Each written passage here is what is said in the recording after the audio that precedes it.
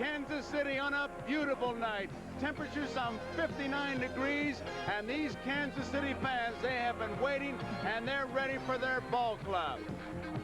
Hi, everybody. I'm Joe Garagiola, and tonight I want to talk about the fans. You hear the cheering, and don't think those ball players don't hear the cheering. It's just that booing gets more publicity. And tonight is the first time these Kansas City fans have seen their ball players since they beat the Yankees and came to this World Series.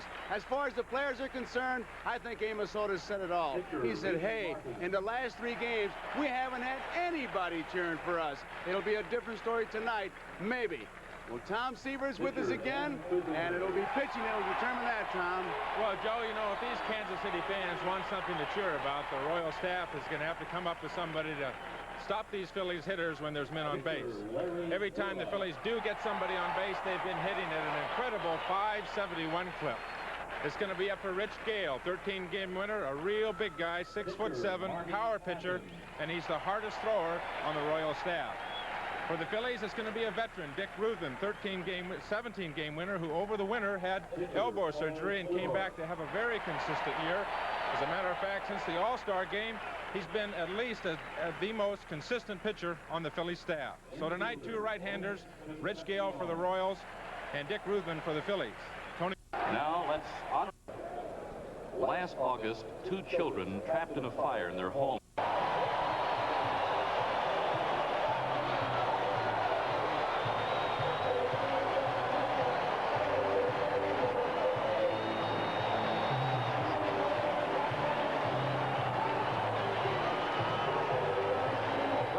Defense for Kansas City. Willie Wilson in left, Amos Otis in center, Clint Hurdle in right. George Brett back at third, UL Washington at short, Frank White at second, Willie Mays Aikens at first base, Darrell Porter back behind the plate, and Rich Gale, the pitcher for Kansas City. The lineup: Lonnie Smith in left field, Pete Rose at first base, Mike Schmidt at third base, Vic McBride in the cleanup spot, Keith Moreland is the designated hitter. Luzinski is here, feeling better, but Moreland is the DH. Gary Maddox in center field, Manny Trio in second base, Larry Boa, the shortstop, Bob Boone, the catcher. Rich Gale, a big right-hander, and there he is, Tom Seaver. Big Rich Gale, 6'7", Joe, 225 pounds. Just 26 years old. He, to the Phillies, will look like more like a National League pitcher than anybody they've seen so far. He's a power pitcher, has a good riding fastball, will sink it once in a while. His curveball is just so-so. It's a rolling curveball. He'll use it sometimes to get ahead of the left-handers. His slider is a good, hard slider, in on the hands. Changeup is so-so. 2 good basic pitches, fastball and slider. Power pitcher. He's a pitcher that can intimidate you. He's so big and throws so hard. Well, this ballpark will be a factor, as you heard Tony talk about it. It's a good-sized ballpark as you look down the line at 330, but the corners are treacherous. Both Vic McBride and Lonnie Smith working on it. That's the left field going into center field. The alley is 385, dead center field about 415. 385 in right center field and 330 down the right field line. All the seats here are geared towards second base. It's a beautiful ballpark. The artificial surface, not quite as fast as that in Philadelphia, Tony. There are the dimensions, and a pitcher can get away, I believe, by make a bad curveball. If you get him at the big part of the ballpark in right and left center field, you can be helped by it. But the ball does carry fairly well from the 385 sign in right center field down the right field line. The wind blows that way at times. Tom, I was interested in the point you made. You said Gale is more like a National League pitcher. Were you saying that most of the Kansas City staffs are more breaking ball pitchers and he is a power pitcher? Well, the 2 pitchers that the Phillies have seen so far are really, the first game, Dennis Leonard, sinker, slider, and in the second game, a pitcher that changed speeds more. National League seems to have pitchers that throw a little bit harder. At least that's what Schmidt and Rose and those guys would say. The umpires right now are behind home plate removing some gear with the bat boy. Paul Pryor is the home plate umpire. Don Denkinger. There you see Pryor with the bat boy. The umpires, Pryor behind the plate. Don Denkinger, American League, Pryor from the National League. Denkinger's at first base. Dutch Renard, National League at second. Nick Bremigan at third base. The American League, Harry Wendelstedt down the left field line, and Bill Kunkel is down in the right field line. Wendelstedt, National League, Bill Kunkel from the American League. So we're all set. Gale against Lonnie Smith, the first pitch. Strike one. This ballpark holds 40,628. That's the official number in the Kansas City media guide. 40,628. It'll be interesting to see what the attendance is. Misses. 1 ball and 1 strike. Smith is 2 for 7 so far, a .286 average. No home runs, no RBIs in this World Series. 1 ball, 2 strikes. Tom, I think it was interesting what Billy Connors told us. He said that when he watched Rich Gale warm up, Rich is kind of a laid-back kind of guy. I guess that's the way they'd say it in California. And sometimes you need stimulation. He said he was going to go to him as he warmed up and say, listen, you want to pitch this ball game? Go get it. If not, let me know. He's trying to stir him up a little bit. Right field. It's a base hit. Hurdle plays it on the first hop. And Lonnie Smith is on. We've said it so many times, there's no other way to say it. He can run and probably will. And as big as Gale is on the mound, by the time he unfurls, here's the base set. Looked like he fisted a little bit, Tom, but just fought it off to the opposite field. But with Gale having to unwind with that big height, he is not quick to first base, nor is he quick to home plate, so Smith's going to try him. Batter is Pete Rose. He is 0 for 7 in this World Series, but he has been a factor. Brett is moved in close at third. Smith stole 33 bases in 46 attempts this season.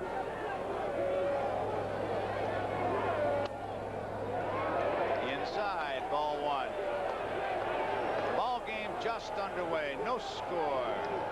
A leadoff single by Smith. Ball 1 to Rose.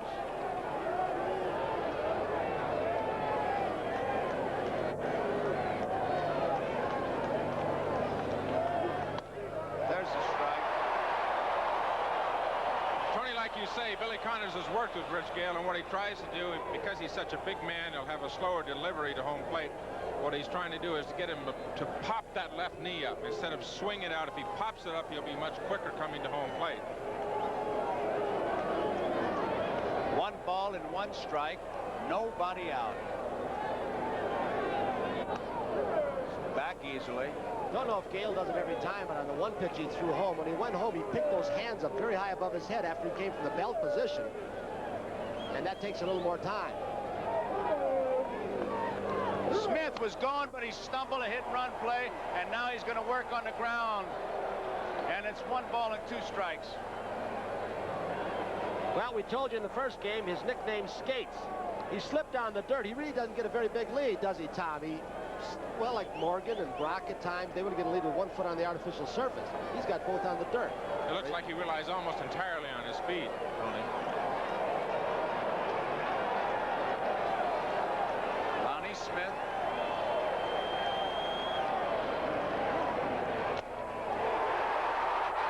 Strike 3. A foul tip. Rose is out.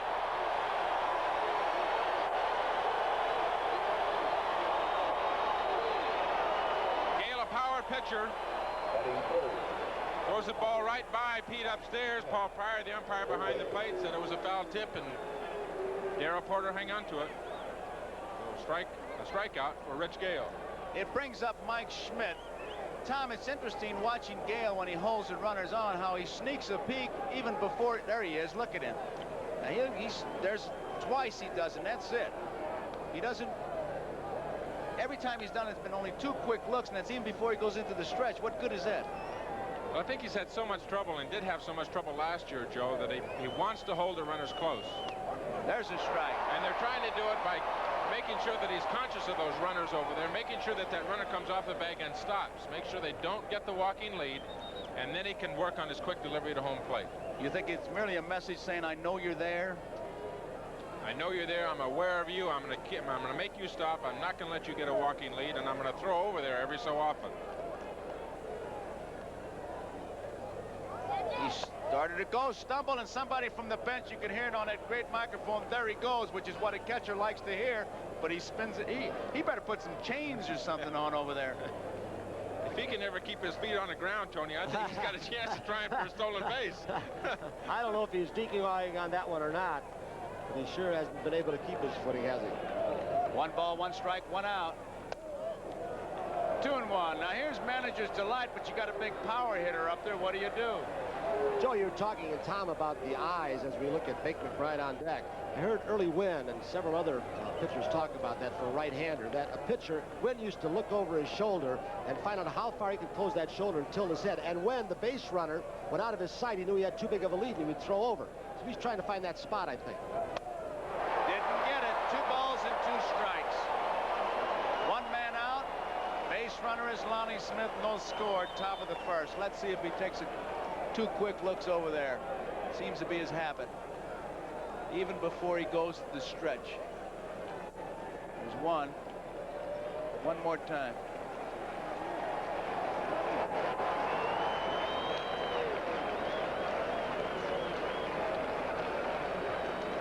Last pitch that Schmidt swung at was up high. It's interesting with the National League umpire back there prior. If they laid off that pitch, it probably would be a ball, but he's thrown pretty hard. 3-2. You talk about early situations. Here's one now. I would think it would be a strikeout, throw him out. And you don't be out of the inning. If he gets a base hit, you're first and third with 1 out. So on 1 pitch, you're riding a pretty crucial situation. 1, 2.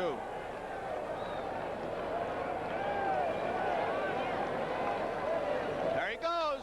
Fouls it back. He didn't have a good jump at all. It was more of a hit-and-run situation than anything else. He strikes him out. He's out with any kind of a throw. What they're trying to do with Gale, and you were talking about the 2 looks over, Joe, that he's taken almost every time. They want him to look over twice so that they make sure that the base runner has stopped. So he's not getting a walking lead. If he looks over once and the guy keeps on walking off like that, he can take off and have his momentum going towards second. They want him to stop that man and freeze him. He does it very early. There's 1 look.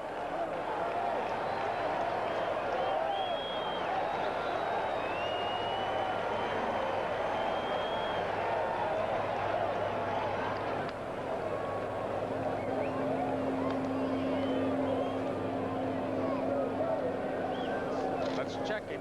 There were times early in Schmidt's career, 1 year he struck out 180 times, where they would not start a runner like Schmidt with him at bat. There goes the runner. It's popped up. Foul territory. Willie Mays Aikens may have room. Nope. You know, let me point something out, that base running, and obviously I'm doing it from what I hear, is a rhythm thing, but our guys in the truck have picked up the rhythm.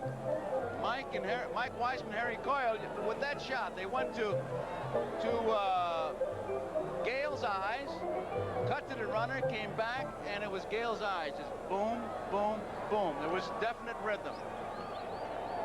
See if we can do it again. Sometimes it works, sometimes it doesn't.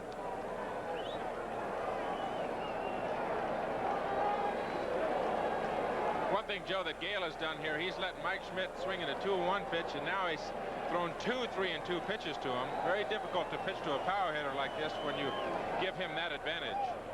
There he goes. He stumbled, but it's ball 4, and they would have had him trapped. Lonnie Smith stopped between first and second. He has slipped every time he's tried to start. Every single time has, I don't know what kind of shoes he's using. Many players do not use cleats on this. They use the rubber kind of spikes. Watch his foot. He's done that how many times? And just this at bat by Schmidt, about a half a dozen. Every time he's been over there. He better go back and do what Morgan did in the championship series. Put on a different pair of shoes when he runs. There he is again. George Thoma is the groundskeeper. He's not known to doctor it, but it's not beyond him to doctor. If they got great speed on this ball club, why would he do it? So you got to believe that it's Lonnie Smith. Bake McBride. He takes his strike. 1 man out, 1 strike to count. Keith Moreland on deck. He's the designated hitter. McBride, 4 for 7, a .571 average in this World Series. He has 1 home run, 4 runs batted in.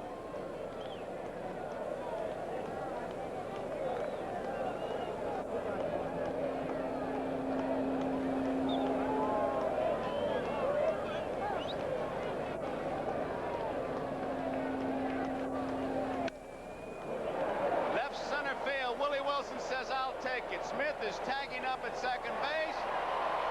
And now they're going to challenge it. Now he throws it. That can be dangerous. Very dangerous. The best I ever saw it doing something like that would be the late Jackie Robinson. You held that ball, he'd give it a quick start and stop, and then all of a sudden you put your arm down, he'd be sliding into third. Well, Clemente used to do that around first base. He'd round the bag, well, halfway between first and second. The center fielder or right fielder would throw behind him. He'd keep on going to second. Willie Mays. Here is Keith Moreland, the designated hitter. He's 2 for 4 in this World Series. 1 RBI. There are 2 outs, no score. Center field. Amos Otis going over to right center field, makes the play. So the Philadelphia Phillies go down in the top half of the first inning. We go to the bottom half of the first. The score, Phillies nothing. Kansas City coming to bat. Bo at short. Manny Trio, the second baseman. Pete Rose at first. Bob Boone, the catcher, and Dick Ruthven, the pitcher. The lineup that he'll be facing tonight. Willie Wilson leads it off in left field. Batting second, it's Frank White. George Brett at third base. Willie Mays Aikens at first base. Hal McRae, the DH. Amos Otis is in center field. Clint Hurdle in right field. The catcher is Darrell Porter. Batting ninth, UL Washington, the shortstop. And pitching for Philadelphia, Dick Ruthven, 17 and 10 during 1980. Joe Ruthven, 29 years old, 6'3", 190. He was 17 and 10 with a 3.55 ERA. And you'll see a pitcher that uses just about all the basic things of pitching. It is ball 1. Willie Wilson, 1 for 9. He is disruptive. He makes things happen. Out of play, 1 ball and 1 strike. You may be in for an exciting sight if he has a chance for an inside the park home run. We were lucky to see 2 of them in this ballpark, and it is some race. Wilson against the ball. 2 balls and 1 strike. He tied for the league lead in triples with 15. Griffin of Toronto was the other man.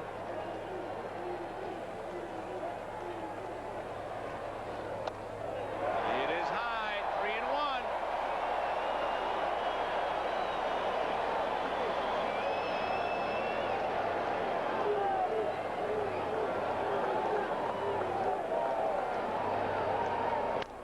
High chopper, Trio, short hop. He's got it.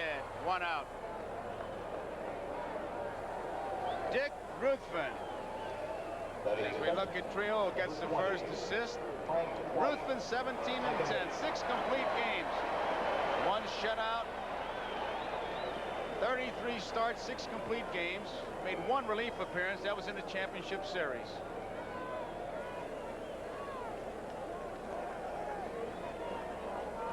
One man out, Frank White, who is 2 for 8, a .250 average. No home runs, no runs batted in.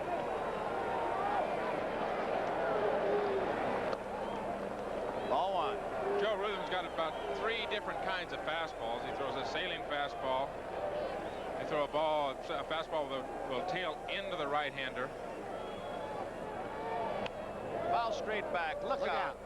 That almost got us. 1 ball, 1 strike. Tom, he also does something that's kind of distracting as far as the hitter is concerned. As he goes into his takeaway, he looks at the ball in the glove, and then he looks to the ground.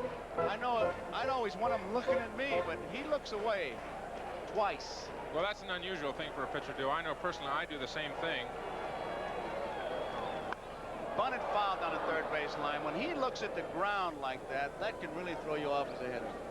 Well, the logic for a pitcher when he does that is Gordy McKenzie, third base coach for the Royals. What I do, my estimation, what I try to do in my mind is to visualize where I'm going to throw the ball. I don't need to look at it the entire time. And then when I do come back to home plate, I can pick it up that much more quickly. 1-2 outside. 2-2. Tom, tell me, this sounds impressive to me, does it to you? He's pitched 223 and he's given up just 9 home runs. That's not allowing a whole lot, is it? High hopper right to Mike Schmidt. And at 2 away. You know, Joe, he hasn't given up many home runs, but he's given up a lot of hits in the innings that he's pitched. 223 innings pitched and 241 hits. The home run number is impressive, but then on the other hand, he's given up more hits than he has innings pitched, so it's almost like a washout. He has a very unusual motion, and you'll see he comes there and looks down at the ground and then comes back and picks it up. Just as he starts for home plate, he picks up his spot at home plate. So George Brett with 2 outs and nobody on.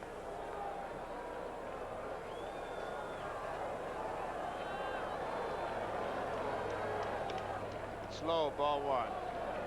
Hope you saw the interview with Brian Gumbel in our pregame show where Brett talked about his problem. I tell you, he is so tired of it, just talking about it, and he around the batting cage, he was just joking about it, as he said in the pregame show. There's a strike, 1-1, and everybody asked me, he said, listen, it's all behind me. It's all behind me. That's all he kept saying.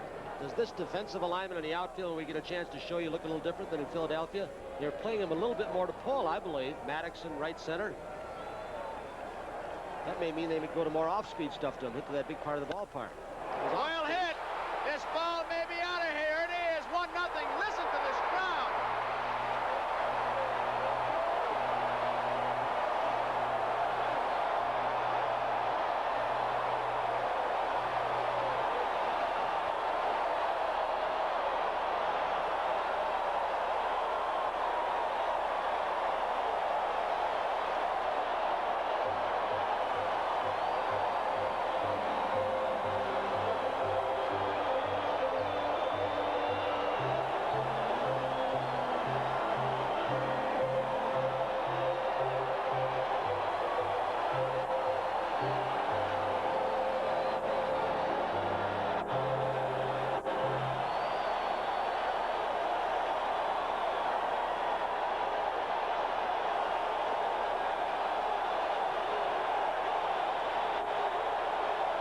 Swing once again off Ruth, but it was something off speed, which is the reason they're playing a little more to pull.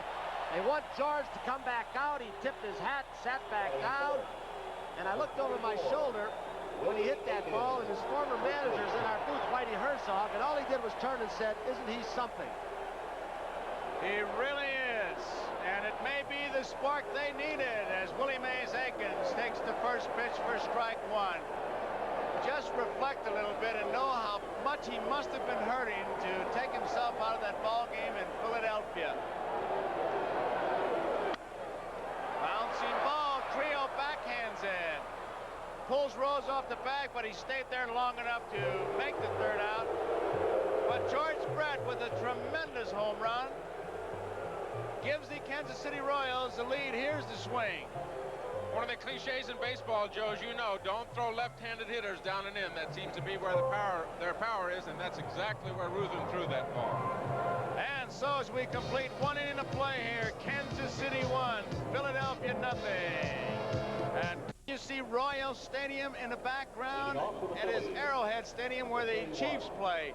A baseball park, a football stadium. They love their sports here in Kansas City. What a sight.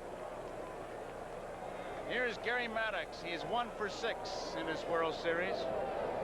First pitch fouls it off. Strike 1. In pregame practice, it did not look like Gary was running that well. You see him loosening up. He got hit that ball off his left leg. Left the ball game number 2. Here's a 1-strike pitch. Inside 1-1. If you don't think things aren't magnified, pretty obvious from the George Brett coverage. You'd think he was Bo Derek or something the way they've been talking. They didn't say Maddox got hit on the knee. They found 10 to 15 centimeters of water on his knee. Brett, nice play, long throw. They get him. Does he mean something to this ball club, or does he mean something to this club? I think sometimes people, because he hit 390, look at him as a one-dimensional ball player, and not true. He has good range. He's playing up even with a bag. This isn't a sensational play, but he had to move a little bit. Very strong arm. As you can see, the ball just rides over to first base, but he can do a lot more than just hit, that guy. He's a very aggressive fielder also. Very aggressive. He goes after everything. Tony, he said in the pregame that in Philadelphia he moved up so he wouldn't have to move too much. And he said, I know I could have gotten 2 balls that went by. That's how badly he was hurt. Trio fouls it off. There is Commissioner Kuhn, his wife Louisa, Erwin Siegelstein from NBC, Louisa Kuhn, and the commissioner. Hot dog and baseball, and they're happy. 1-0, Kansas City. Manny Trio.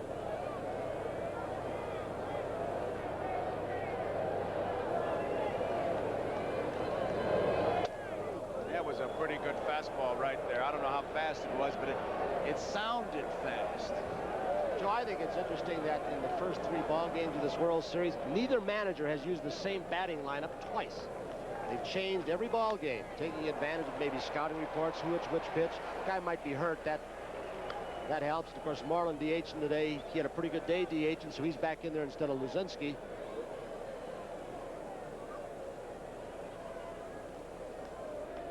Trio regrouping. Gale, 2 balls, 2 strikes, 1 out, 1-0. Second inning, Kansas City leading. Look Up out. the middle, off his foot.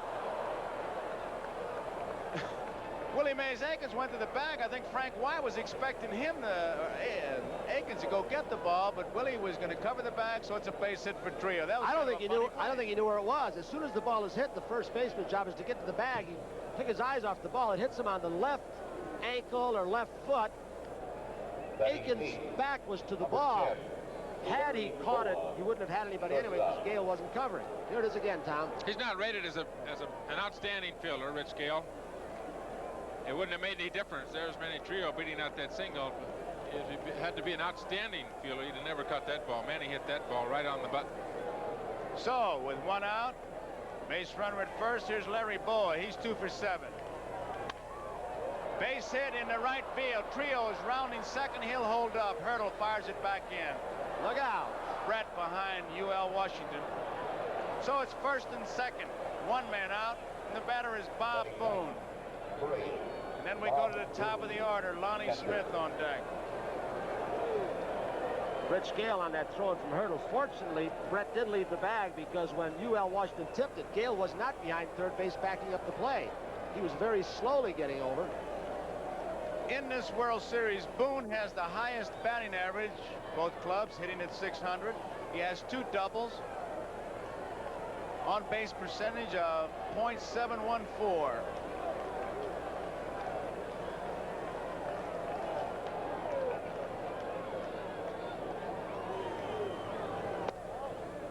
As Tom mentioned, this team is hitting very well. That's the stat that you mentioned in your little pregame summary, Tom. 571 with men on base. You know, Tony, they've done it against the 3 best Kansas City pitchers, too. Leonard and Gura and Quisenberry. That's the thing that impresses me about the Phillies so far. 2 balls, no strikes. The bullpen for the Royals starts going immediately. Tell you, they got a statistic down here, and I talk about the magnification of the World Series. You know what the slugging percentage for Aikens is? 1,286. Boone is 1,000. I thought 1,000 would be perfect. I guess it's inflation. 4,000. 4,000. I mean, a home run every time up. Bullpen, Rennie Martin. He pitched well. One of the ball games.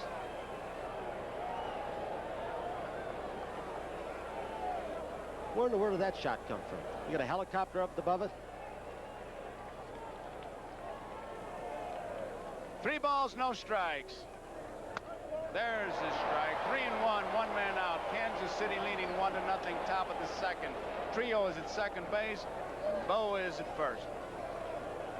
Our producer Mike Weisman telling me that was from our gondola, similar to the one we used in the gondola in the Astrodome in the All-Star game in 1969. You were in that thing, weren't you? You bet. Ball 4, the bases are loaded. And the top of the order, Lonnie Smith is the batter. Gale is in trouble. Jim Fry. He's got a 1-0 lead, but it's in jeopardy right now. Here comes Billy Town. There's Dallas Green. Sitting nice and pretty right now. Win both games at home in Philadelphia. Let's pause briefly for our station identification. This is the NBC television network. This is WMAQ-TV, Chicago. Joe Garagiola with Tony Kubek and Tom Seaver as we look at Royal Stadium in Kansas City. 59 degrees at game time, a jam-packed ballpark, and it's 1-0 Kansas City leading, top of the second. But the Philadelphia Phillies have the bases loaded with 1 man out, and Lonnie Smith, who singled his first time up, the batter.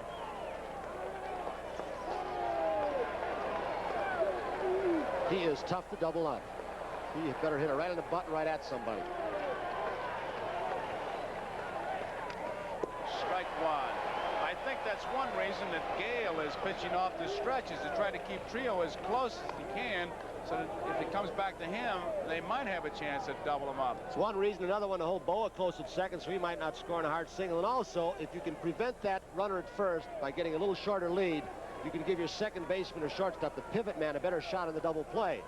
Of course, in the other case, he may not have his good stuff from the stretch.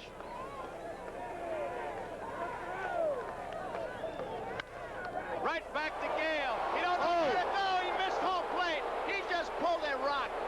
That was a bad play by Gale, and it's a lack of anticipation on his part, Tom. He should have had in his mind, and he can go to the plate.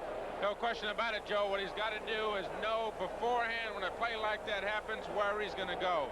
If the ball hits hard back to him, he's either going to go to home or he's going to go to second. He picks up the ball, evidently was going to go to second if the ball, to try for the double play, if the ball was hit to him. Well, Tom, after he missed it, he's got to go home. He's got to get the one out at home right there. Even if he catches, he's got to go home. He's got to come home. He's got to come home. The catcher tells him every time, ball hit back to you, throw it to me. I felt certain that's why he was pitching off the stretch, so he could cut Trio's lead, and then he blew it. Here's Pete Rose. Without doubt, his play was at home plate. He had no other place to go other than home. Even if he caught the ball, he should have been going home. One ball, no strikes. Dennis Leonard in game number 1 lost his composure when he had a 4-0 lead. When Boa stole him, and Gale loses his composure. They're a young ball club with very little World Series experience. It's high. But I don't know if it's World Series. They played 162 games in the championship series, so I don't think this is different than anything else? It's different, no question about it, Tony, but I don't think you can rely on World Series experience. You got to have some reflex action. Plus, he hasn't pitched in a couple of weeks. Almost 2 weeks since Gale's been out in the mound. He wasn't in that championship series. October 5th was the last day he pitched. Well, maybe they did have to introduce him to the mound, give him a road map. 2-0 pitch. It is low, 3-0. Of course, these Philadelphia Phillies, the flow of the game, the whole series has been Kansas City gets the lead, and Philadelphia says, well, I guess we better tie them. And it makes no difference if it's 1 run or 4 runs. They play from behind. They've won the first 2 games coming from behind. 3-0 pitch. Strike. The closest that Rich Gale has come to game conditions was last Sunday in Yankee Stadium. There's Greg Lazinski, the bull with the glasses on at Dallas Green. There's Jim Fry, but he pitched a simulated game in Yankee Stadium, Gale did, on last Sunday for 35 minutes. Pitched some, threw so many pitches, sat down, then back up. It's not the same, though, is it, Tom? Not the same as facing somebody under game situations, Tony. And this boy, Rich Gale, has lost a little bit of concentration on the mound. Jim Fry in the Royal dugout. He's gotten a visit from Billy Connors already. Kenny Brett came over to visit him once already. Now Darrell Porter has gone to the mound to give Gale another visit. 3 visits in 1 inning. They wanted him to keep his feet on the ground. He's not throwing badly. He's throwing hard. He's throwing good enough to get out of the inning, but he went right behind Pete Rose, 3-0. Got a strike, walked him. Bases are now loaded. Major League's leading home run hitter at the plate. Situation you certainly don't want to get into. Mike Schmidt, 2 outs, bases loaded. Bake McBride, the on-deck batter. 1-1. We're tied, top of the second. Schmidt walked his first time up. He's pitching off the stretch, and now Boa really getting a lead. Brett was way back there. Now that's pulled him in a couple steps. Wouldn't expect Boa to be trying anything with his big hitter up there. Fastball is low, ball 1. There's the defense. Deep.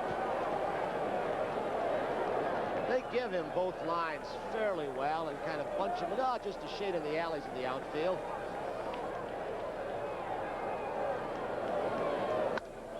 High fly ball. Wilson, Otis, both there. Otis says, I'll take it. And he does. So that ends the inning, but the Philadelphia Phillies tie it. And as we go into the bottom half of the second inning to score, Philadelphia 1 and Kansas City 1. Waterfall in right center field. A beautiful sight. We get set for the bottom half of the second inning here. It's a 1-1 ball game, and Hal McRae, the designated hitter. Today it was Hal McRae Day in Avon Park, Florida. He's had a good World Series so far, 4 for 7, a .571 batting average. 1 strike.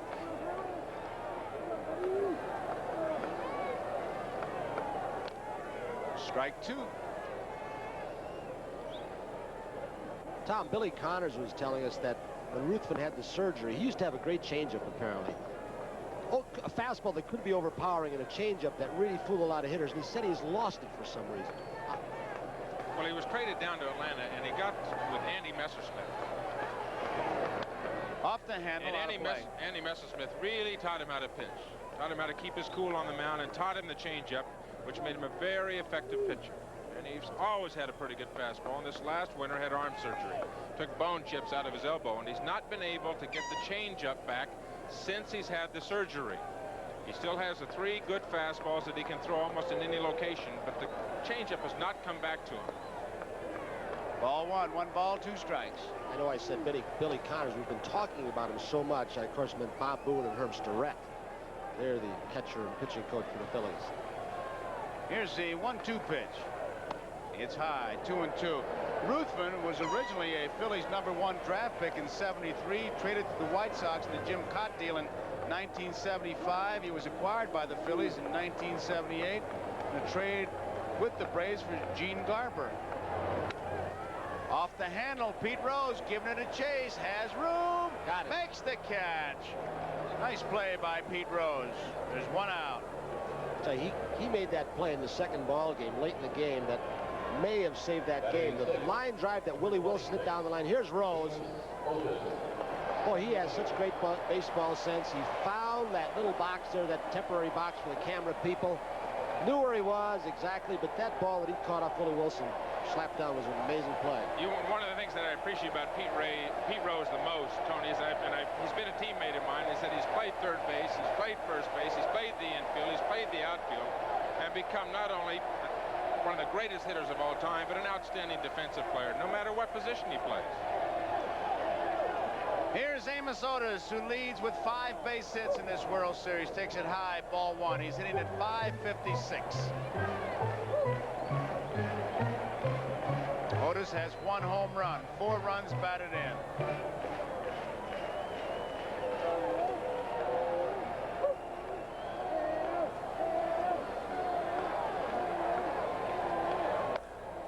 High, 2 balls, no strikes.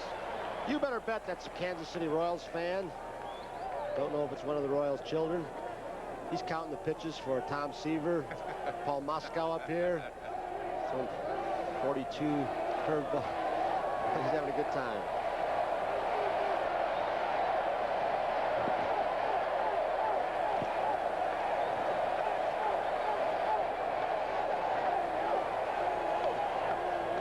Two balls, no strikes.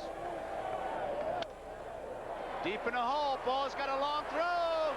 It is not in time.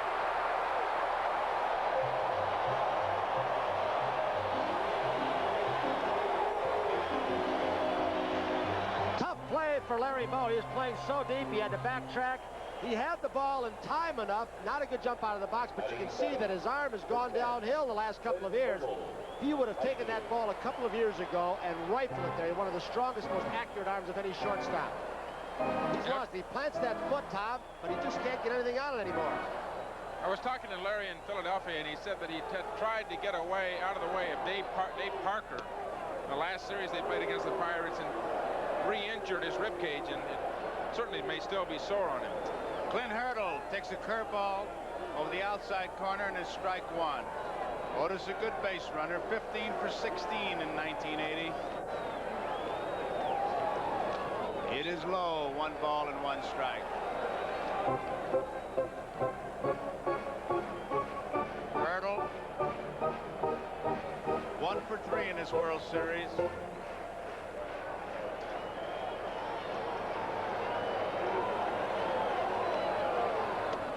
Two balls and a strike. And don't take the man down at first base for granted. He has been excellent. Rarely thrown out this year, Otis. The left-hand hitter up with this count. He might be going.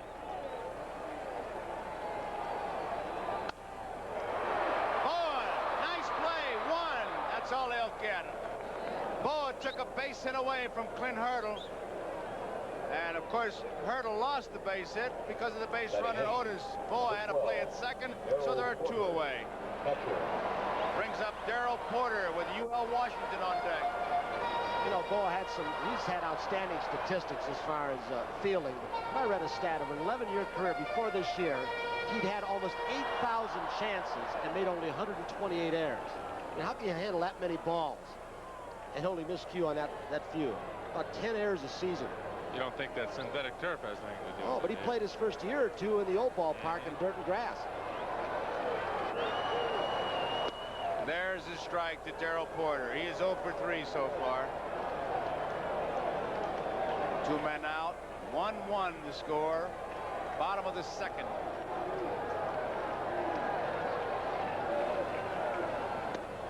Inside. 1 ball, 1 strike.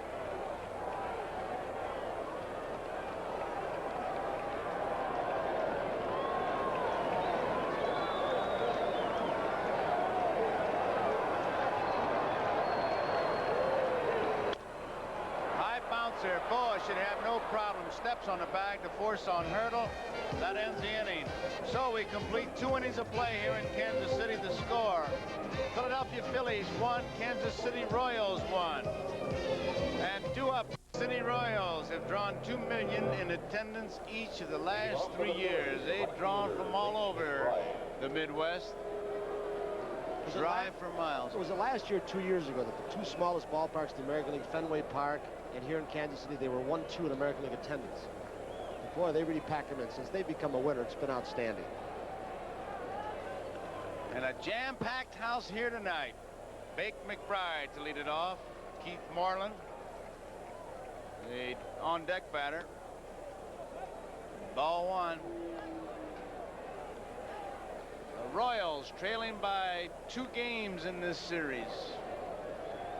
You don't have to draw them a picture to know what the situation is. Line drive, base hit, right field. That looked like a high, slow room service curve. That is probably his 4th best pitch. Billy Connors he's gotten to trying to throw a little bit, but not for a strike. He has thrown 2 of those to Reggie Jackson, and Reggie has hit both of them for home runs. Here it is again. Change up that high in the strike zone. And he doesn't have very good motion, I don't think. It's hard to tell motion from up here, I know, but he kind of slows his delivery. He does, Tony. Slow his motion down. He got that in a horrible spot. He's lucky it stayed in the ballpark. Here's Keith Moreland.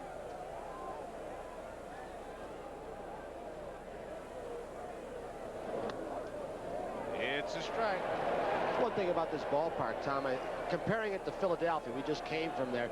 A pitcher can make a few more mistakes in a park like this or Yankee Stadium, and I'm sure there's several big ones in the National League. But in Philadelphia, those mistakes can hurt you a little more. Well, that pitch is a pitch Rick Monday calls controlled mediocrity. There goes the runner. It's fouled out of play. The hit and run was on. McBride, good base stealer, 13 of 23. If that was a hit and run play, you could see Moreland tried to hit that ball to right field, and Gale did a good job with that pitch, keeping it inside. We're tied at 1 apiece here. We're in the 3rd inning. Moreland hits .340 against right-handers, .264 against left-handers, so there goes that theory about opposites.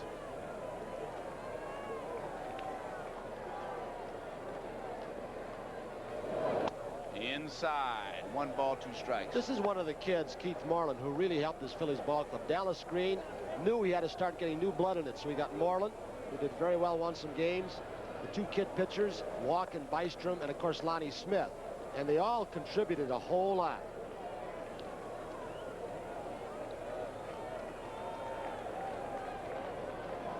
Big lead by McBride. Foul back.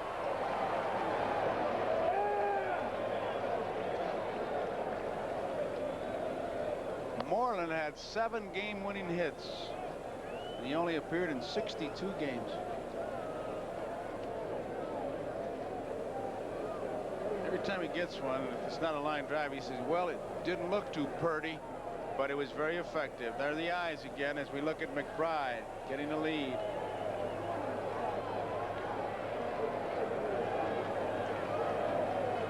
Holding. Fouled out of play. I'll say one thing in this series.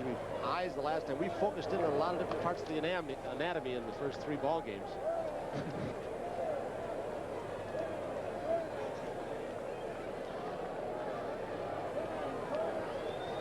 If you're like me, I'm looking right at that inset. There's one look, there's the runner, and there's the second look. A third look.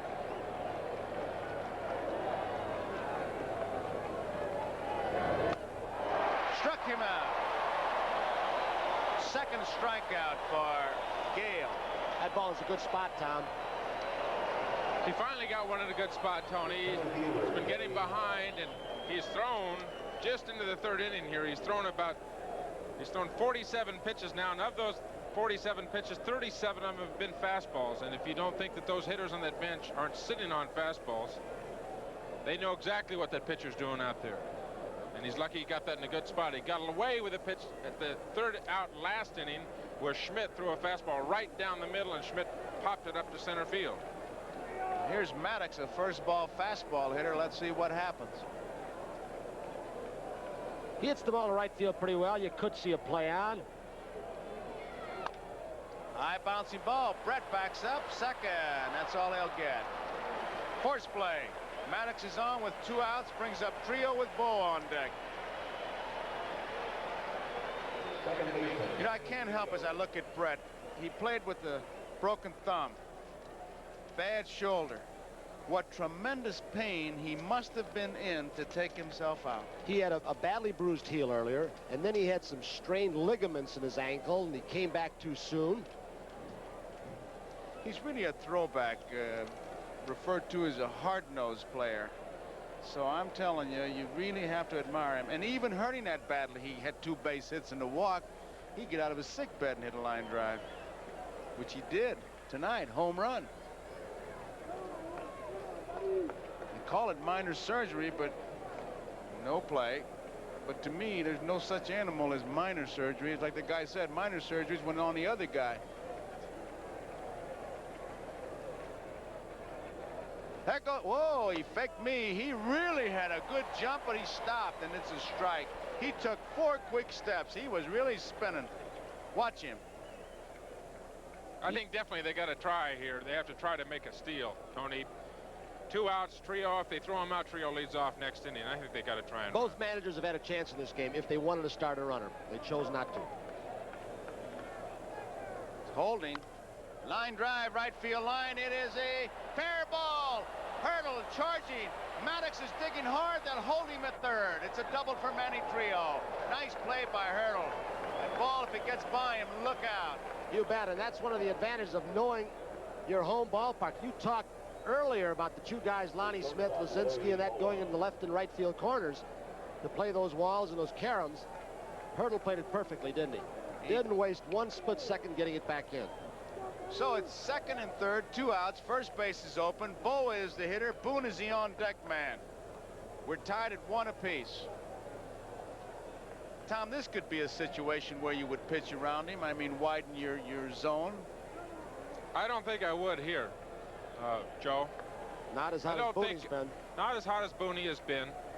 And Booney, a dead fastball hitter, and Gale sometimes with control problems. I definitely have to go after Larry Bow and try and get him out. Ball 1. Brett has come in closer at 3rd in the event of a bunt, even with 2 outs, and Akins has sneaked in at first base. Look how close Brett is, and then he began creeping in even more. Bo was a good bunter. Willie Wilson just barely out of your shot there. Shows how close he is to the line. Good shot of the defense. It's ball 2. 2 balls and no strikes. If he lays a fastball in there now, Bo is going to go to work on it.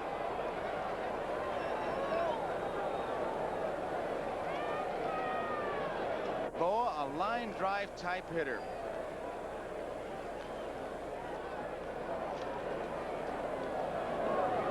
Ball 3.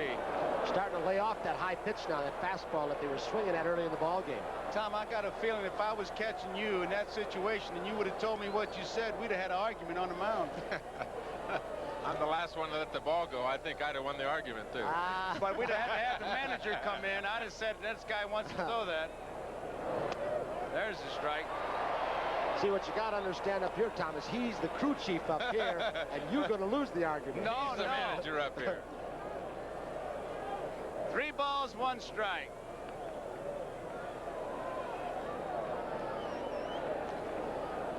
Two outs. Foul ball. Brett near the stands, can't get it. He tried to climb into the stands. How do you like that?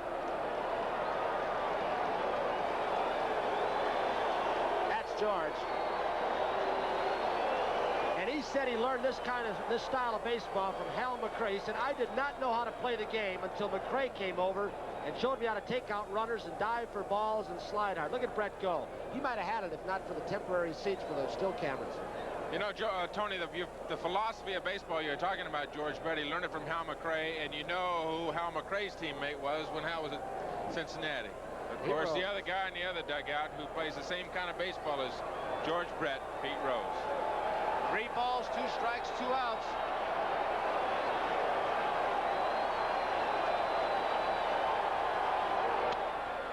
Brett in time. So Philadelphia goes down in the top of the 3rd. We go to the bottom half of the 3rd inning with the score. The Philadelphia Phillies 1, Kansas City Royals 1. We'll show you head-on what Brett looked like when he tried to go into the seats for Larry Bo's pop-up in foul territory. Bo then grounded out.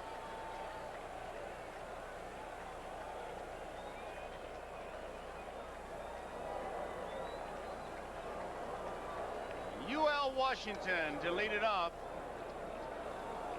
We're all tied, 1 apiece. Washington 1 for 8, a 125 average.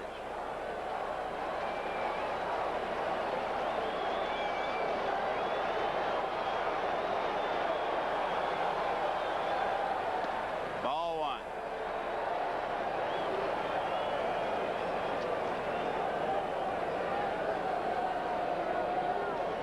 We're tied. Phillies 1, Kansas City 1. Bottom of the 3rd. 2 balls, no strikes.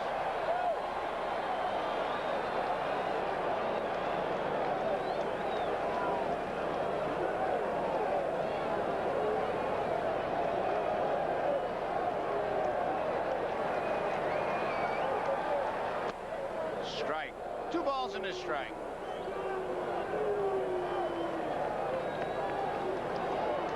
Two balls, 1 strike.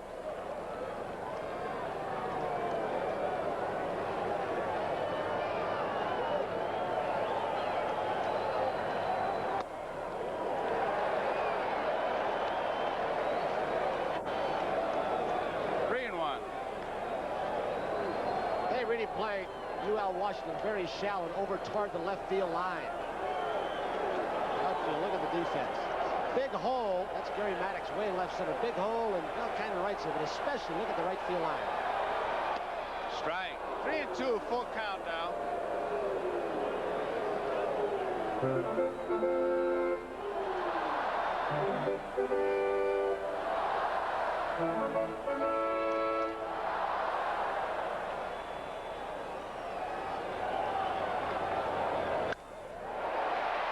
Played perfectly. 1 out. You talk about scouting reports. There was a pretty good one right there. Hit the ball hard. Tony pointed out where Maddox was playing, and here it comes. So there's one out, and here is Willie Wilson. He bounced out his first time up. UL Washington kind of talking to himself, going back to the bench, as you saw.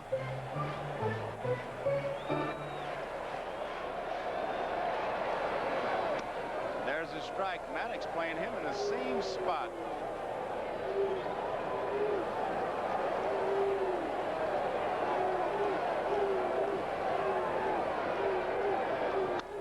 Foul ball. I think Maddox is interesting the way he plays center field, because as you look at him now, he said, how many kids dream and have a hero in baseball and get a chance to play and learn from him? He played, of course, with the Giants' Willie Mays, from whom he learned all about center field and how to play shallow by watching and listening.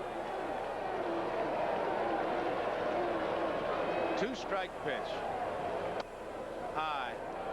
I tell you, when you describe Willie Mays, one of the best descriptions.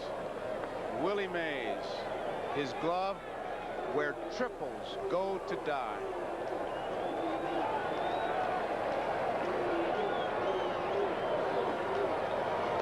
Curveball inside. 2 balls, 2 strikes, 1 out. 1-1, bottom of the third.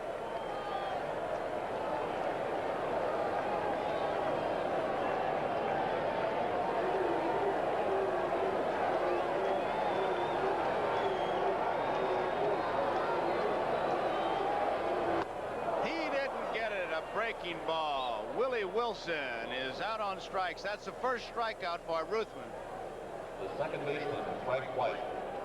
It looks like the Philly staff has been trying to throw hard stuff in on Willie Wilson when they get ahead, push him back off the plate, and come back with a breaking ball. That's the second breaking ball inside that Ruthven threw to Wilson, and another strikeout. Ruthven in 1980 averaged 3.5 strikeouts per 9 innings. 3 walks per 9 innings as he faces Frank White, who bounced out third to first his first time up. Strike 1.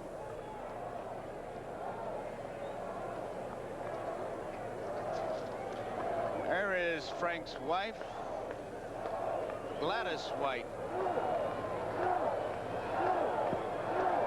The little guy was really munching. Mike Schmidt has it in time. So it's 3 up and 3 down for the Kansas City Royals. And as we complete 3 innings of play here, the score, we are tied. Philadelphia 1 and Kansas City 1. Bob Boone talking about his dad, Ray Boone. And I think his father's back in Philadelphia babysitting with Mom. Yeah, boy, could he hit. Was he an RBI man? Good Ooh, man. I saw them both in Philadelphia. Wife Sue is here. Bob Boone's wife is here. What a great gal she is. There's the strike. The reason she's here is to watch the game, but she's also a television star. They had a tug of war between the Phillies wives and the Kansas City wives. Fastball is inside. And I tell you, it was quite a battle. You'll see it next Thursday night on Games People Play. And all of the husbands were out here rooting them on. Came out early. Larry Boa had quite a line about that. Ball gets by, although it's called a strike. 1 ball, 2 strikes. Boa, watching him in a tug-of-war, hollered to the wives, listen, this is like a doubleheader. You lose the first one, we'll win the second one. Of course, realizing what was most important. It's good. Next Thursday night, you'll see it. I'm not going to tell you who won. I know. But you'll have to watch it. You better know. 1 ball, 2 strikes. Bob Boone. Didn't mean to swing. Little excuse me. Coming down hard. Otis, he's there. 1 out. He doesn't get enough credit for the fine center fielder he's been down through the years for Kansas City. He's got a good arm, good speed. He plays deeper than Gary Maddox. He doesn't have quite the confidence going back on the ball, but you can see the range he's got coming in, so he doesn't fear that looper falling in. Amos Otis. 1 man out. Here is Lonnie Smith. He singled to open the ball game, and he hit the ball that drove in Manny Trio. Fouls it back, strike 1. He hit it back to Gale. Gale to second. decided to go to first, got Smith, but Trio scored. A 1-run for Kansas City, a home run by George Brett, his first time up. Philadelphia's had opportunities. Through the first 3 innings, they have stranded 7 base runners. They've had chances like Kansas City did in game 2. 1 ball and 1 strike.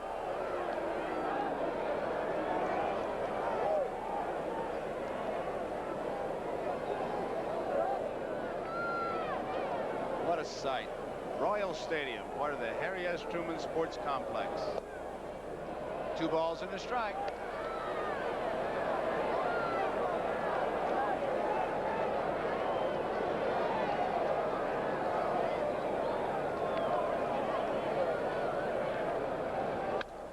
Right center field. Amos Otis is going back. He has room. He's got it. He had him played perfectly. He was there in right center field. He didn't expect him to pull, and he didn't.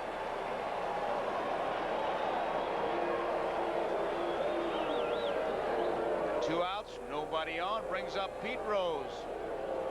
The first baseman, Pete Rose.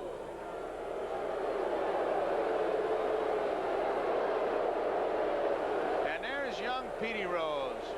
You talked to him before the ball game. I said, hey, how's it feel to have your dad in another World Series? You know what he said? Wow. You'll win the MVP again.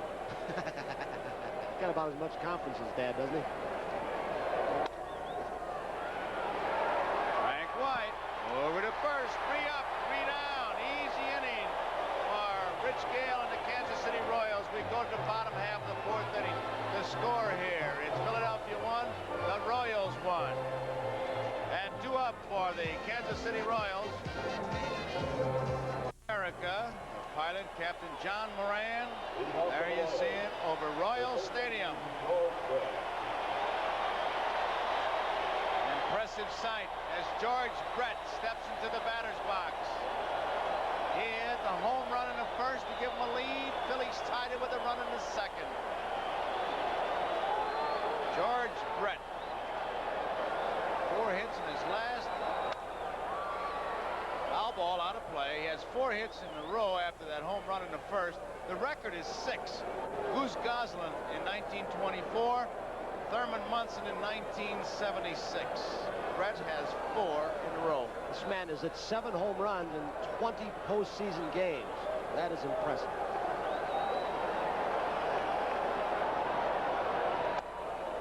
One ball, 1 strike. Jim Fry, can't say enough about him as manager. He said he could get good wood on an aspirin. There is Jim Fry's wife, Joan Fry. It's popped up. It is playable. Mike Schmidt calling for it. 1 out, foul territory. Stayed inside on that time, didn't they, Tom? Ball jam him a little bit, do you think? I believe they're trying to stay inside on Brett. I think Ruthen the first time up got the ball down and in, which was a mistake. I think the first time when he hit the home run, it was a mistake. And I think they're trying to pump him hard stuff up and in. Aikens, here he goes with that foul line once again. It has been completely rubbed out. I don't know how they can tell. We saw Bill Kunkel pull out the tape measure.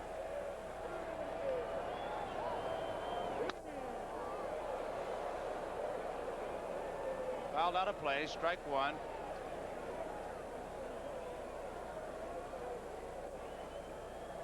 One to score. He is really deep in that box. That's what happened in the earlier games. And there's Kunkel with the tape measure. Left field, this is going to be a tough play. Cannot get it. Willie Mays Aikens will really be digging as Smith dives, misses it. Aikens is digging for third. Head first slide, triple.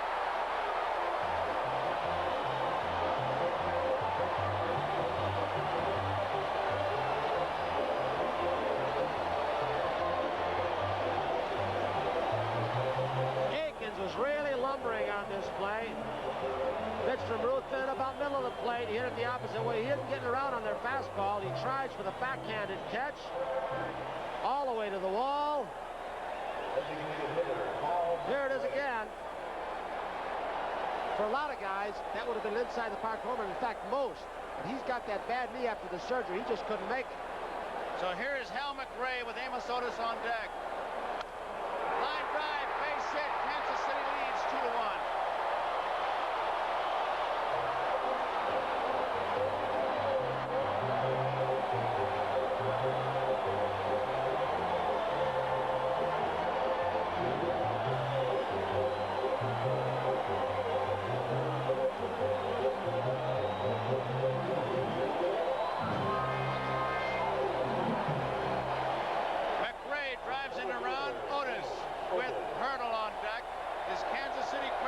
Like the Phillies crowd, they're rooting their ball club on. These Phillies have been coming from behind. These Kansas City Royals say, well, we're going to show you something, and listen to this crowd. And that's pretty important for McRae and Kansas City. It's his first RBI in these 3 ball games. 1 out. It is a strike. With that triple, he had 2 home runs in the first game. He has 12 total bases, 4 base hits, some kind of production.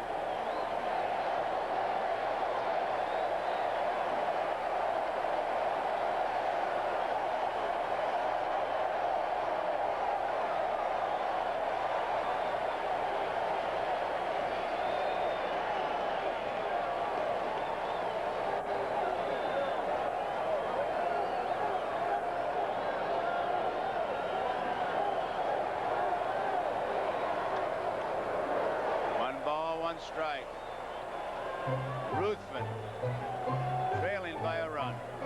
2-1. Kansas City has just taken the lead with 1 out here in the bottom of the 4th. Otis checking with McKenzie. McRae at first, held by Rose. The outfield, they're playing Otis to right center. He's been hitting the ball to right center a lot more this year.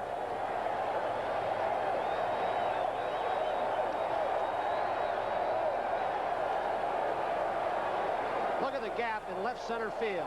Maddox shallow once again toward right center. McBride right on down toward the line. He's got a big hole between Trio and Rose to shoot through. Boone and Ruthven having trouble getting together.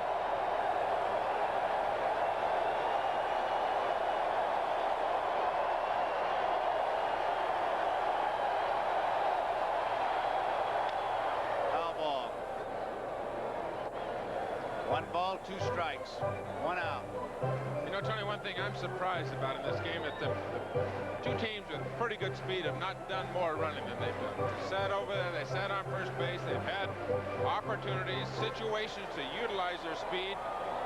Both teams seem to be a little conservative. Both managers seem to have pulled back and are a little on the conservative side. Dallas Green, who talks like if the Phillies win it all, he will not be back as a field manager. 2 balls and 2 strikes. He just simply says, I do not choose to be a professional field manager. He did say if they make a few deals that he likes and the team strengthens in a certain area, he could be back. He was head of their player personnel department, bringing kids to the minor leagues. McRae's at first. Otis, 2 balls, 2 strikes. 2-1, Kansas City leading. No pitch. Time was called by the, well, there's a second base umpire, the home plate umpire, but both hands went up. There's Jimmy Fried. We got a little cat and mouse game going on between Amos Otis and Dick Ruthven now. They're playing a little bit of one-upmanship. I'm not in any hurry to get in the box. And Ruthven saying, if you're not in any hurry to get in the box, I'm not in any hurry to throw. And then Otis will step out. There goes the runner. High chopper. Trio's only play will be to first base. It is in time. He had the right man covering and had the right thought, Otis did. He had Trio covering, but Ruthven made the good pitch. Might have been a sinker ball down and in that Otis could not get to right field. He made a good pitch on this time. Good pitch. He drove it right in the ground. And one of the things that still amazes me when you look at Manny Trio's arm. Look at that arm. Watch Otis go after this pitch. Well, I guess it was away. It wasn't down and in, but it sunk. May have taken something off it. But he did do a job by starting the runner. Prevented a double play. Here's Clint Hurdle. He didn't know a force play his first time up. It's a strike.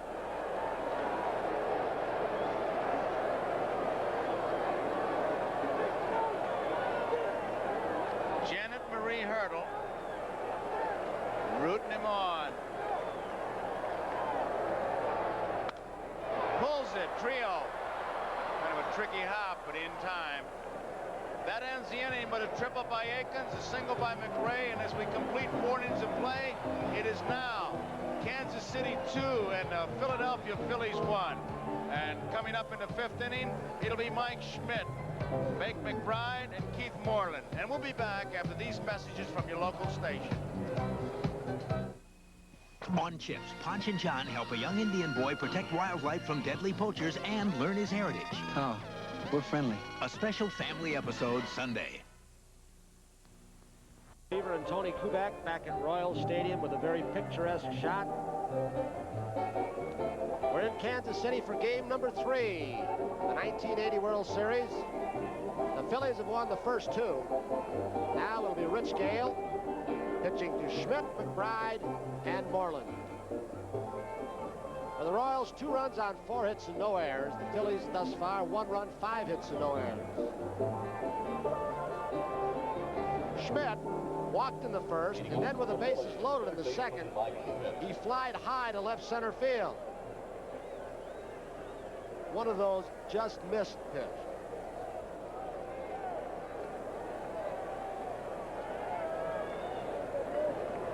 Rich Gale has settled down. He retired 4 in a row, 3 up, 3 down in the 4th, 1 strike. Last inning was his best inning, Tony. He's thrown 66, now 67 pitches. Last inning retired 3 in a row, just threw 8 pitches. 1 strike to count to Schmidt. Breaking pitch misses outside, 1-1. Gale has had some shoulder problems, not uncommon among pitchers, but he had a hot streak during the course of the year. Won 11 straight games this season. Misses inside, looked like a breaking ball. 2 balls and 1 strike with nobody out. Royals 2, Phillies 1. We're in the top of the 5th. You know, for a pitcher like Gale, he started out 0-5. Tony ended up 13-9. Those 11 decisions he reeled off in the middle of the summer. He pitched awfully well for these Royals. Drilled deep to left field. It is high in the air toward the bullpen. Willie Wilson. It is tied up at 2. Mike Schmidt hits a home run very high into the bullpen for the Phillies in left field. Seems like these Phillies really can't get going until they get behind. George Brett's home run in the 1st inning gave the Royals a lead. Phillies came back, top of the 2nd. Well, they were behind in every game in the league championship series against Houston, and they won 3. Schmidt just missed a home run the last time at bat on almost exactly the same kind of pitch. Willie Wilson goes all the way back to the wall, but no luck on this one, Willie. Fastball, and it's even 2-2. Willie looks like a little kid outside the schoolyard. Bake McBride, 1 for 2 in the ball game. With 1 strike and the score tied at 2 here in the 5th.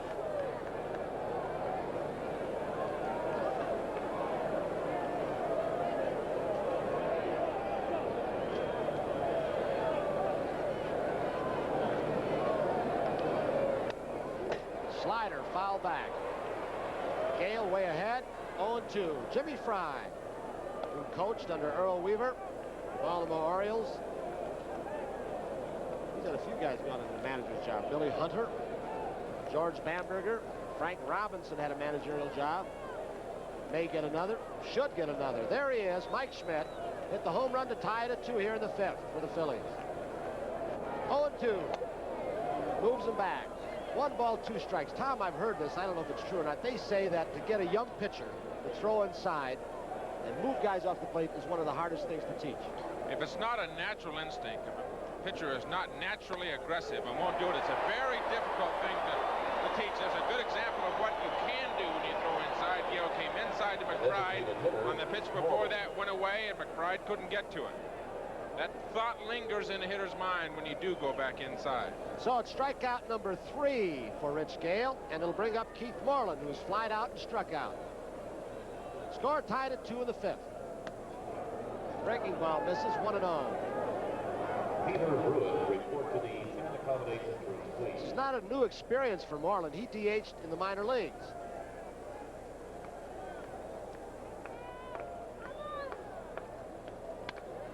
Base hit left field. So on a 1-ball, no-strike pitch, Moreland's on with 1 out. The center fielder, Gary Maddox. There you see Cindy Moreland. Man just got a base hit, but she's used to it. Out comes Jimmy Fry now to have a word with his pitcher, Rich Gale. Porter and Brett will join in the conference. We've got a 2-2 ball game here in the top of the 5th with 1 out. Moreland's at first base. He does not have good speed, and Maddox is the hitter. This telecast is presented by authority of Major League Baseball. As Gale leaves, Rennie Martin appears to be the pitcher coming in. And while there's a break in the action, we'll finish that disclaimer later. We're going to leave you here in the 5th with a score tied at 2. This late, we're in Kansas City at Royal Stadium, midway through the 5th inning of Game 3 of the World Series. We've got a 2-2 ball game. Royal scored on a home run by Brett, a triple by Akins, and a single off the bat of Hal McRae. Phillies have earned their 2 runs on 2 mistakes by Rich Gale, 1 mental, 1 physical. The physical was a fastball out over the plate that Mike Schmidt drove for a home run. The mental was a bases-loaded situation, 1 out, 1 hopper back to Gale. He went to first base, the run scored. So we're set at 2, and Jim Fry has decided he's seen enough of Rich Gale. Rennie Martin is the new pitcher. Tony? All right, thank you, Bryant. Rennie Martin and Tom, he was in one other ball game in this championship series. Run him down for In him. relief for the first game, Tony, he pitched 4 innings, gave up 5 hits, and struck out 1 and walked 1. During the season, he was 10-10 for the Royals with a 4.39 ERA. Well, with 1 out and Moreland at first, he'll face Gary Maddox, who's grounded out twice in this ball game. He has an excellent curveball when he can control it. His fastball can be spotty. If he gets the curveball over the plate, that fastball looks a lot better. They can't sit on it. 1 ball, no strikes, 1 out. Score tied at 2. We're in the top of the 5th. Moreland, and I guess you should never use an absolute, not much of a stolen base there. Does not run well, but let's see what happens.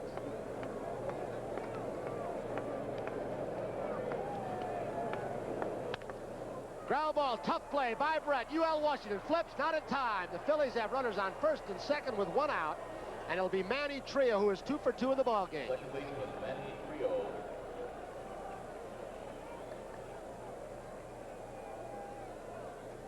He covers a lot of ground. Moreland able to get a pretty good jump. See, UL threw off balance. Really couldn't get a whole lot on that throw, and so it's a safe at second, a base hit for Maddox, and Martin is a little deeper in the hole. And Joe, I'm not saying that Brett might have had a shot at that ball, but playing as shallow as he has been with his problem, he said he would have gotten 2 balls back in game number 2. He might have had a shot at that at normal depth. Now it's Trio. 1 run home, a Schmidt home run, ground ball, 1 hop. White to UL Washington. They get Trio at first base. Double play helps on Rennie Martin and the Royals.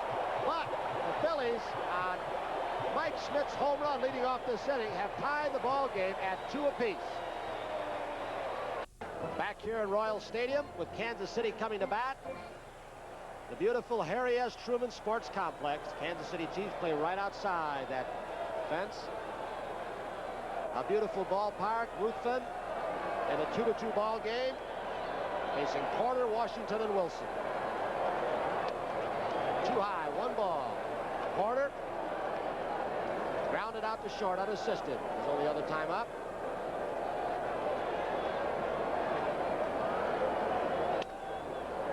Chopper off the end of the bat. Good sinker by Ruthven. 1-0 count, they get Porter. Well, we're going to start it all over again and get through it. This telecast is presented by authority of Major League Baseball and is intended solely for the private, non-commercial use of our audience. Any publication, reproduction, retransmission, or other use of the pictures, descriptions, and accounts of this game without the express written consent of Major League Baseball is prohibited. 2-2, bottom of the 5th, 1 out. UL Washington. He lined the left center field. Maddox positioning him perfectly.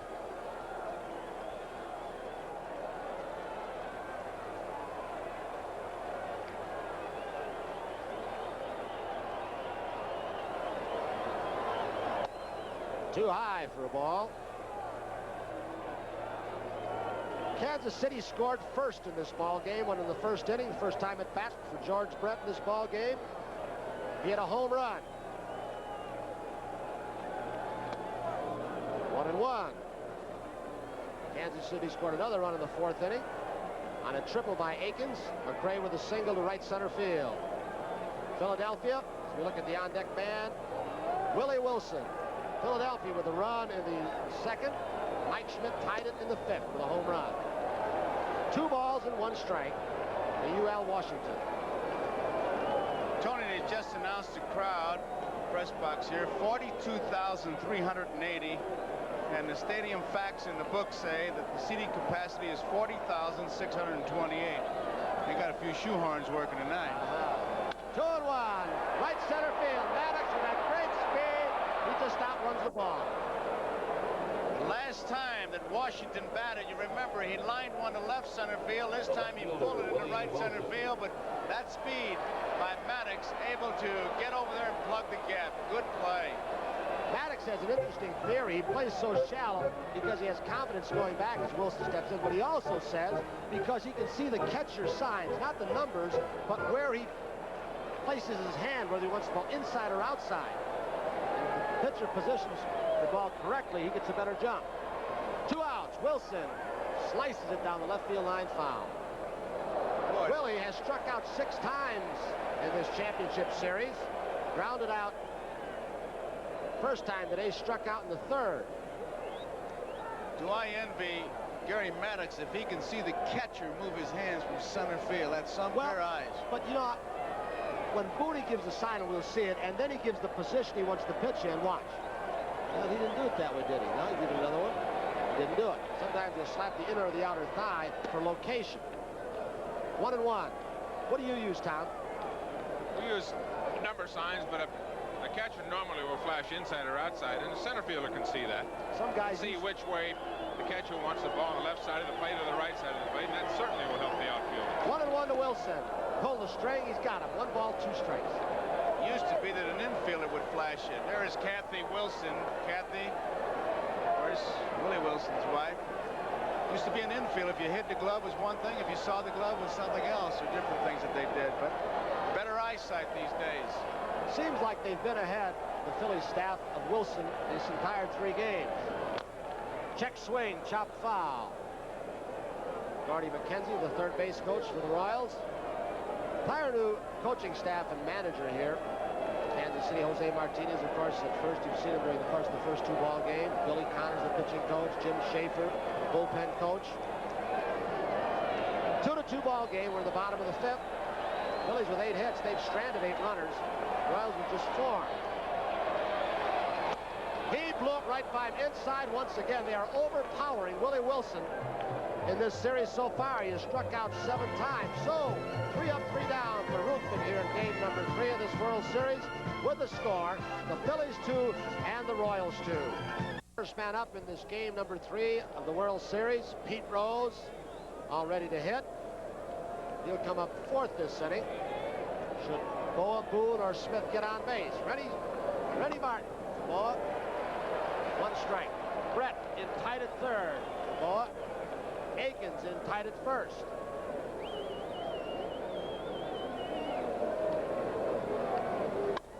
Base set up the middle for Larry Boa. So the Phillies have speed on first base, and Boone coming to the plate. Without even waiting for a sign, I think if he gets by the first pitch, that is, if Boone doesn't hit it, I think they'd put a hit and run play on, because he just serves this ball. That's a bad pitch to Larry Boa. You got to pitch Boa hard stuff away the way they did the last time up, make him hit the ball on the ground on the other side. Martin threw an off-speed pitch, which is the pitch Boa can pull, and they play the outfield around the left field. Boa stole a base in game number 1. Snap throw over, not in time. That I thought really excited this Phillies ball club. When 4 runs down to Leonard, he stole second base surprisingly. Pitch out. Boone had not squared around a bunt. So now Reddy Martin is 1 ball, no strikes, no outs. Boa's at first. He is a good base stealer.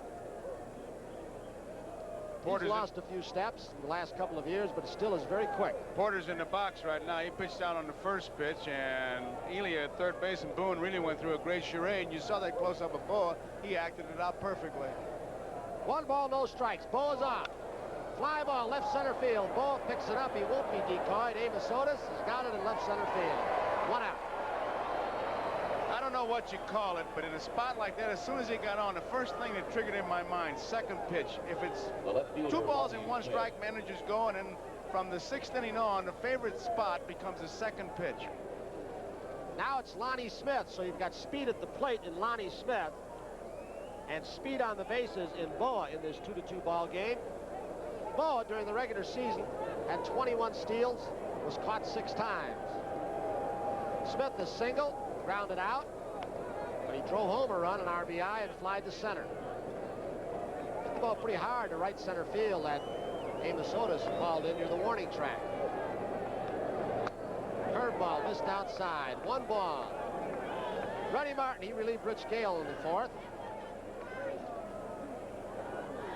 That same situation as you had with Boone. 1 ball, no strikes, except for there's 1 out now. So Boa could be going again. He's not. Inside, he jammed him, but he fought it off. He's got a base hit to center field. Boa had thoughts of trying it, but then when he saw Amos Otis charging the ball very hard, he came back quickly. So 2 men on for the Phillies. One thing the Phillies are noted for is running the bases very aggressively, even though they have not run stealing-wise as much in this series as I would have expected. But there you see a very aggressive turn by Larry Boa. Amos Otis in center field flipped that ball right back into second base, keeping Boa from going to third. Billy Connors out once again to talk to his pitcher, this time Rennie Martin. So they're going to go over with Rennie Martin, a fairly young pitcher, how they're going to work on Pete Rose with 1 out, 2 men on. 2-2 the score. We're in the top of the 6th. Marty Patton, a right-hander. Jeff Twitty, a left-hander.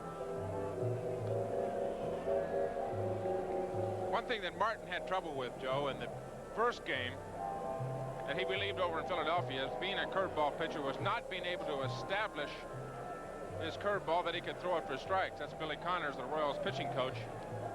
And again here tonight, he's not been able to establish that he can get his curveball over. And hitters, if they can sit on 1 pitch, if they can sit on your fastball, they're going to hurt you. Mike Schmidt on deck. Petey Rose outside the on-deck circle. His dad is hitting. He struck out, walked, and grounded out. 2 men on, 1 out. 1 strike. Pete Rose has seen 11 pitches so far tonight, and they've all been fastballs. Has not seen anything off speed, any breaking ball, any changeups. And the majority of those fastballs that Pete have seen have been inside. Rose still looking for his World Series first hit. This World Series anyway. He blew it by. 2 strikes to Rose.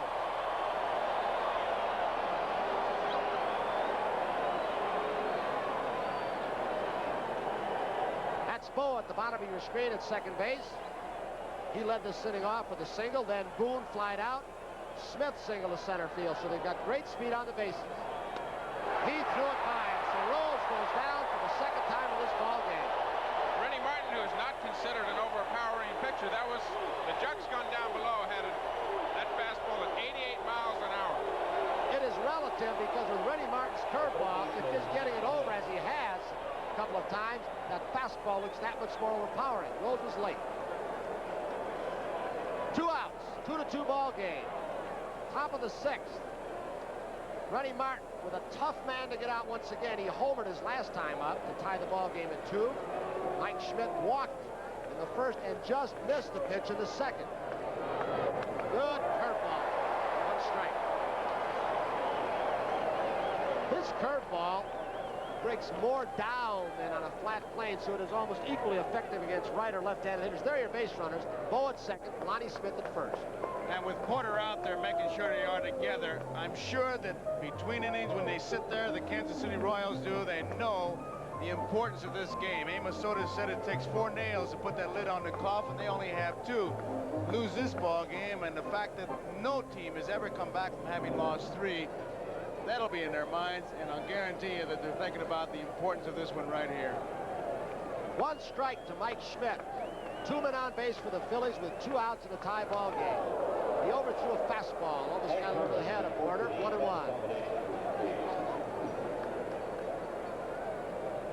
Well, Schmidt made the comment that he would hit some balls hard in this championship series. He's hit 2 pretty well so far today. 1 for a home run, 1 for an out. Hit that triple in Philadelphia to right center field off Quisenberry. 1 ball, 2 strikes. He is throwing fairly hard. 1 ball, 2 strikes, 2 out. Dallas Green in the Philly dugout. That Jugs gun behind home plate had that fastball 89 miles an hour, which is not considered overpowering now. But when you match it with his curveball, with a curveball, got over the first pitch to exactly Schmidt. Right. Here's a may big look pitch. a lot faster than the guy who throws 95 consistently. 1-2 with 2 outs. Schmidt against Martin. Curveball. He just missed outside. You can see Porter move outside on that pitch. He wanted Martin to drop that curveball in the outside corner. He moved out extremely early. You see Porter going outside. He wants the curveball away from Schmidt. Doesn't want to give him anything to jerk, be able to pull down the line. Porter can't believe it's not a strike. That was a pitcher's pitch right there that at times you will get.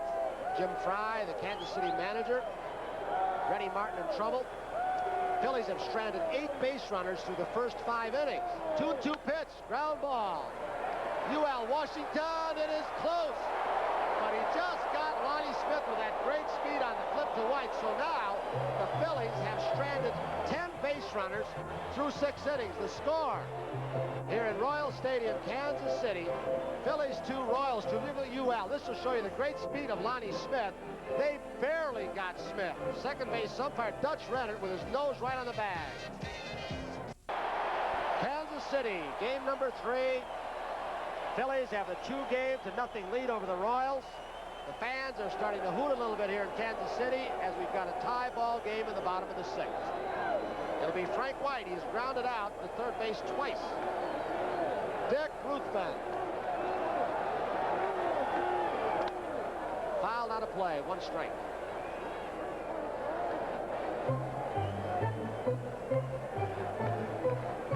White, 0 for 2 tonight. At one time, they never thought he would hit it all. But he has worked very hard. Charlie Lau has worked with him a lot.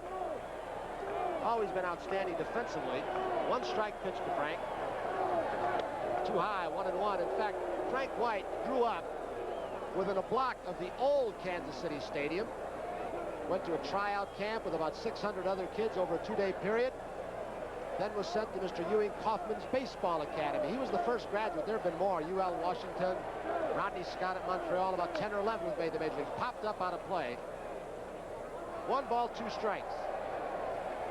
To Frank White. Dick Ruthven from our center field camera, doing a little rubbing up of the ball. You might have heard the controversy. Tom, you can tell us about it. In game number 2 with Carlton and the slippery ball. Carlton had a lot of trouble with the slickness on the balls. Evidently, they were not rubbed up correctly. Didn't have the right kind of mud to rub them up. Strikeout for Dick Ruthven. Down. Well, let's go down right now with a pretty good friend and manager, Whitey Herzog, with our colleague Merle Harmon. Thank you, Tony. Whitey, of course, managed the Royals. He managed the Cardinals this year, became general manager. Whitey, I asked you earlier if you would go back to the field and manage. We talked about if you got the right guy. We have confirmation you have the right guy, Joe McDonald from the Mets. Does that mean you're going to be general manager? Well, actually, Joe and I are very good friends. We worked together a long time with the Mets. I'm going to make an announcement next Friday. I'm not going to tell you, Merle, what I'm going to do, but I'm going to let the World Series get over and let the Cardinals have some headlines. But you say you're not going to say, though, that you're not going back, right? I'm not saying anything. Okay. Deep to right center field by George Brett, but he got under it. Maddox will go to the warning track, almost pushed to the wall. Well, they get Brett. He is homered, fouled out, and just missed, as Schmidt did earlier. Gary Maddox hauling it in. Well, heard a rumor, may not be a rumor around the batting cage today, that Joe McDonald has already signed a 3-year contract. Will do the paperwork for Whitey Herzog, and Herzog will manage on the field. I think the only thing that may be in limbo is how long McDonald is signed for. But McDonald is general manager, and Whitey will be back as the manager of the Cardinals. George Brett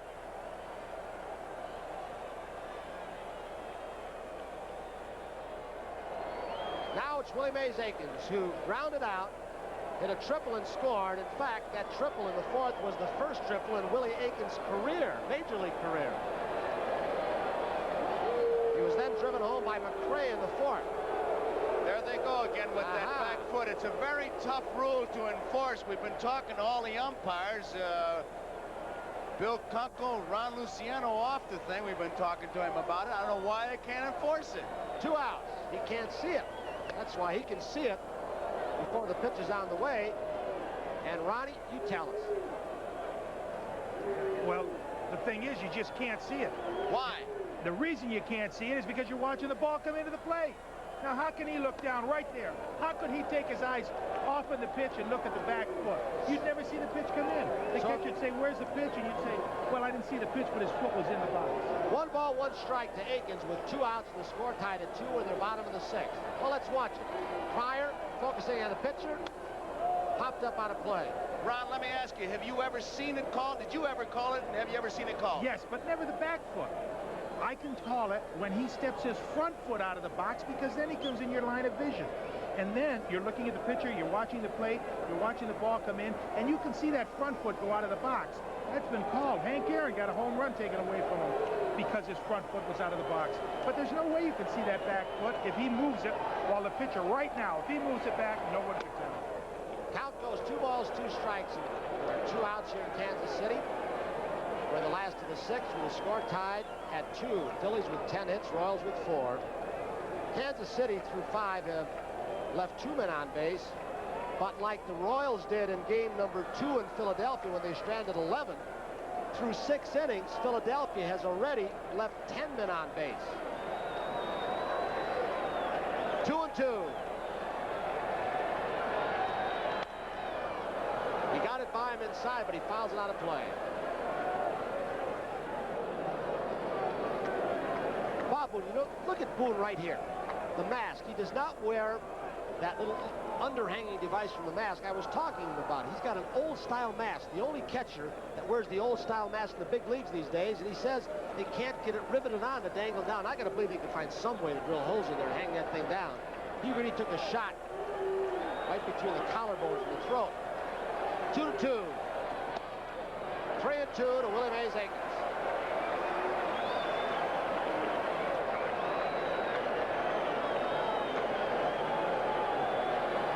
You don't want to do, Tony, is to get to a power hitter and run to a situation where it's 3-2, where you give the hitter the edge. We talked about the other night.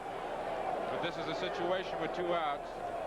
You've got to believe that Willie Mays Aikens is going to sit on a fastball. And you've got to think that Ruthven is going to throw it because it's his best pitch. He doesn't want to put a runner on base. Ruthven has retired 7 in a row, 3-2 pitch. He went breaking ball. And he went away from it. Exactly right. He got Aikens on a 3-2 breaking pitch. So we're through 6 innings in game number 3 here in Kansas City with a score: Phillies 2, Royals 2. And here is Beck McBride. 2-10-0 Phillies, 2-4-0 Royals. Straight away, center field should be an easy out for Amos Otis. 1 out. A lot of baseball people here in attendance, and I know I ran into George Steinbrenner, Cedric Tallis, and Gene Michaels was in Philadelphia, Bill Burgage. They're looking for a big trade. Haywood Sullivan, I asked him about the manager, and he said, well, we'll probably do it after the World Series. And you heard Whitey Herzog and Merle Harmon. It looks like Whitey will probably be the guy. He'll still be, as far as players are concerned, with Joe McDonald handling the paperwork while Whitey manages, and I guess we'll have a title of general manager, but Joe will do the paperwork and Whitey will do the trading. Here's the pitch. It is high. Ball 1 to Keith Moreland.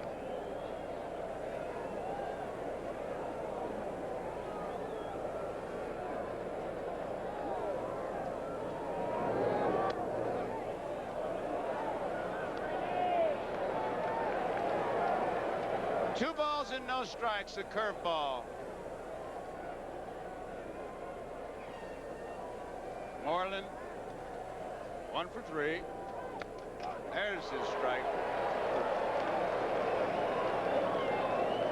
Rennie Martin. Royals need this one badly. The Phillies, they say we want it just as bad. Off the end of the bat, 2 balls and 2 strikes, breaking ball.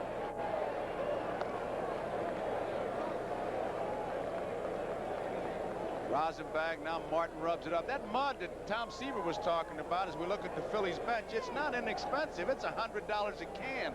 So you talk about inflation, but it's special mud. You're not talking about a big can, you're talking about a coffee can size. Comes from the Delaware River, New Jersey. Lena Blackburn. 2 balls and 2 strikes. Straight away center field. Otis is right there. Easy play, one-hand grab.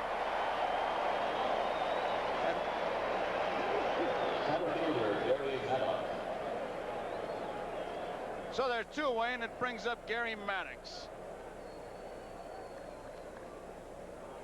I tell you, when I come to a World Series, and I'm sure I'm no different than most baseball fans, there's just so many thoughts run through your mind.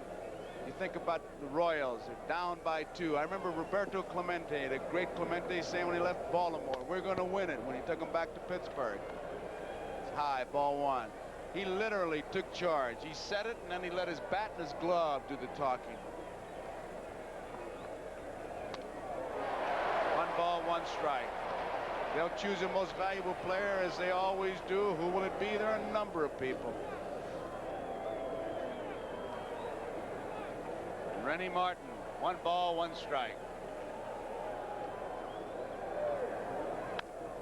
Right field.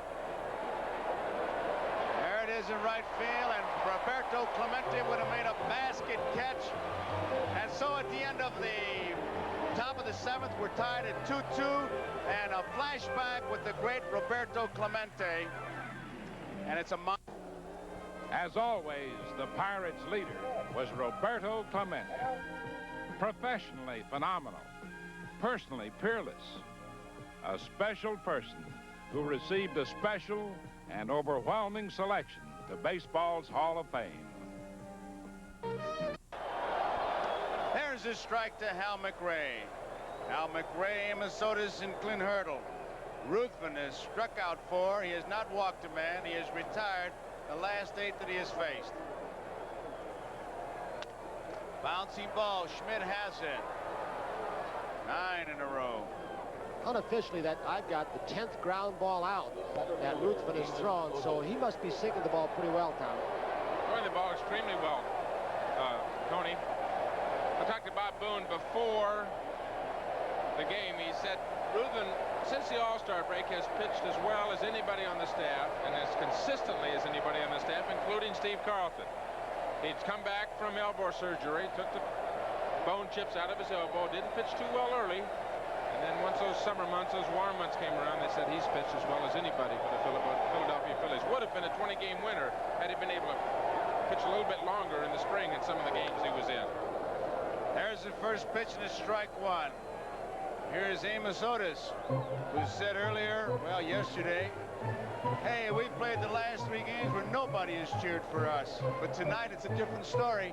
Fans are a factor. It used to be they would just write about fans as being intimidators of officials and what have you. But it's a positive side now. Philly fans in Philadelphia, here in Kansas City, same thing. 1 ball and 1 strike, 1 out. We're in the bottom of the 7th, all tied, 2 apiece.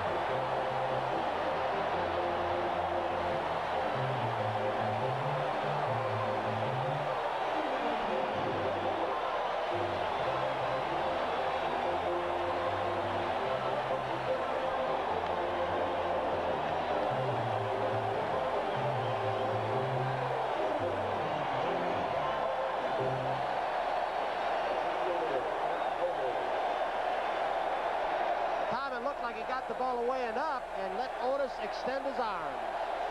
Otis likes the ball up and out over the plate right there. Good power to the opposite field. It's amazing. Ruthven, only 9 home runs all year long. He's given up 2 in this game. They want him to come out. The fans will not stop. They want him to come out, Amos Otis.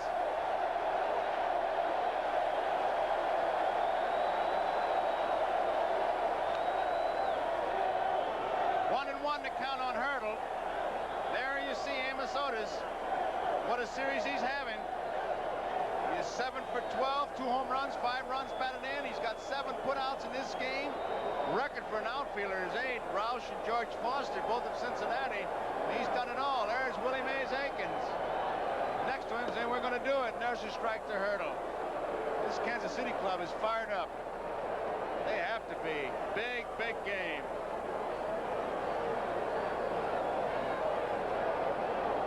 Lose this one, you can almost hear the hammer hit the nails on that 4th one. Line drive, base hit. Don't know, Tom, if it's a sign of time, but he was up to that pitch also to Hurdle. Second pitch in a row, he's gotten up and out over the plate, Tony. Throwing about 88 pitches, Paul Moscow tells me now. My statistician on my right-hand side here. Throwing a lot of fastballs tonight. The radar gun downstairs has him about 87, 88 miles per hour. Apparently, Dallas Green thinks he's all right. That bullpen out there, they look like a choir. They're just sitting out there, nothing happening. I got Darrell Porter. I got to believe Booney's out to tell him one thing. If you're going to try and sink that ball, you better get it downstairs a little more, not belt high like you've had the last few. Kansas City leading 3-2. Bottom of the 7th. Out of play. Strike one.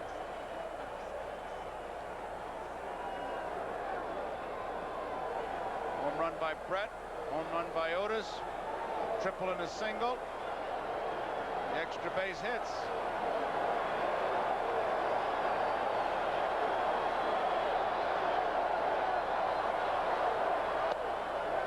One and one.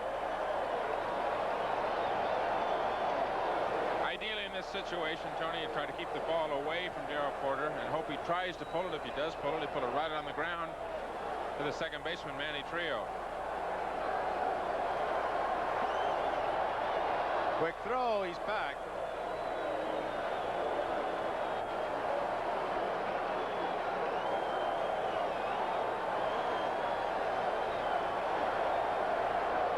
There he goes. It's fouled out of play. Hit and run play. They try to stay away from the double play. Too many times people think of the hit and run play as an offensive play where it's a first and third situation, but it's really a defensive play as far as the offense is concerned. I don't want to get that involved, but you want to stay away from the double play. That's the purpose of the hit and run play. It's not to make a big inning, it's just to keep an inning going. Hurdle, an unlikely guy to try and send in the steal situation. He doesn't run that well, about average. Trying to open a hole in that infield.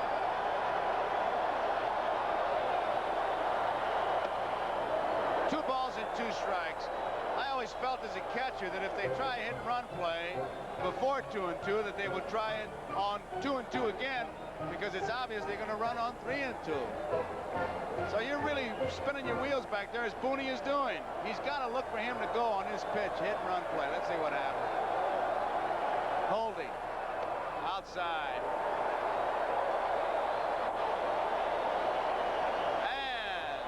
Porter in a tough situation. We look at the Kansas City bench. Jimmy Fry looking on, and there is Jimmy's mother. She looks pretty calm. He looks pretty nervous.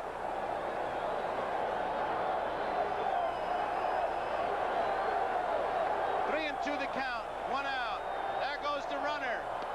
Strike 3. The throw is not in time.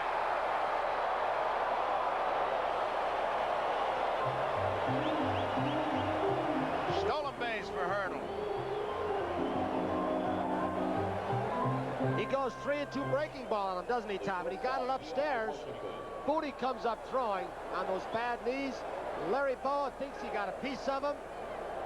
Here comes Hurdle, Dutch Rennert, moving into perfect position. He's got it. Second time in a row that he's gone to 3-2 and thrown the breaking ball. A good throw. If Booney gotten off a real good one, I think he'd have had him easily. He did tag him, but I think his foot was on the bag. That replay showed that it was really strictly a hit-and-run play because he was trying to find the ball. That's his first stolen base of the season for Hurdle. Well, UL Washington, the batter, he was really looking back. Not only that for Hurdle, it's his first attempt at a stolen base, according to the official records. He may have been involved in hit and runs. There it is. He got him on the right hand, but as Dutch Renard points out, he had his foot on the bag. UL Washington has hit the ball hard twice. Fouls this one out of play. Maddox in center field plays him in left center, and the first time up in the third inning, he had a line drive right at him. There you see the defense. And then the next time up, Maddox was playing right where he is right now in left center field. Washington hit it in right center field, but his great speed, Maddox was able to make the play. One strike. 2 outs. Bottom of the 7th. Kansas City leading 3-2. Willie Wilson on deck. Fastball is high. Home run by George Brett, first, triple, single, fourth. There is Willie Wilson, you saw him on deck. Triple by Akins, a single by McRae, and a home run by Otis here in the 7th inning, the 3 runs. Schmidt, a big home run for the Philadelphia Phillies. They got their other run in the 2nd. There's Amos Otis, who hit the big home run. Joe, as an infielder, you should have just one thing in mind in this situation. With 2 outs, the very important run at second base. You might move a little bit deeper, jockey back and forth to hold the runner close if you can, but play deep, and you've got to knock the ball down. You got to prevent that run from scoring. 2 outs. 2 balls and 1 strike to count on UL.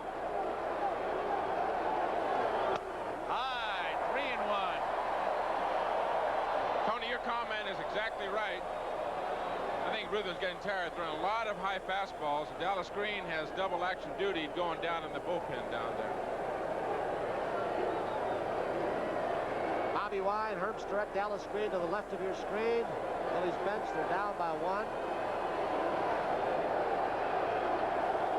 3-1 pitch. It's pop foul. Schmidt near the stands. He'll have a play. He makes the play. So that ends the inning as UL Washington fouls out to Mike Schmidt. And Amos Otis, the hero of the day, there he is, his home run to right field. Broke the tie at the end of 7 complete innings. They officially some 40,000. About 2,300 real skinny people in here, I'll tell you that. Manny Trio, first pitch, left field, down the line. It is out of play. Trio scored a run in the 2nd inning. He doubled in the 3rd inning, hit into a double play in the 5th.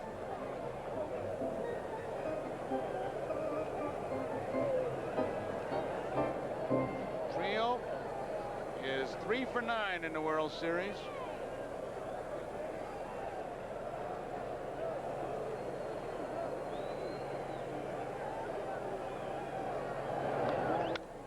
Popped up. High fly ball. Willie Wilson says, I'll take this one, Amos. 1 out. Otis has been a busy man.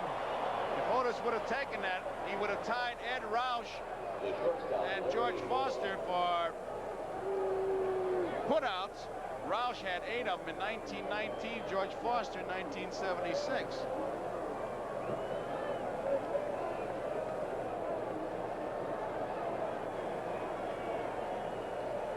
Barry Boa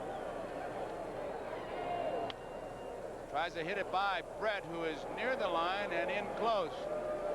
Standard procedure for this late in the ball game. The close game, right on the line. Take away the double. How many times does an infielder do that to bait the guy, Tony? You mean stay that close to the line or come in? Come in. Yeah, he may come in when the pitch is on the way. He may back up. You take that bunt away from him when he sees you, because most hitters from the left side who can bunt like Bull, they look down at that third baseman. When they look away to pick up the pitch, you might sneak back. 1-1 pitch. Strike 2. Just as Brett, you saw him guarding the line, Willie Wilson in left field guards the left field line.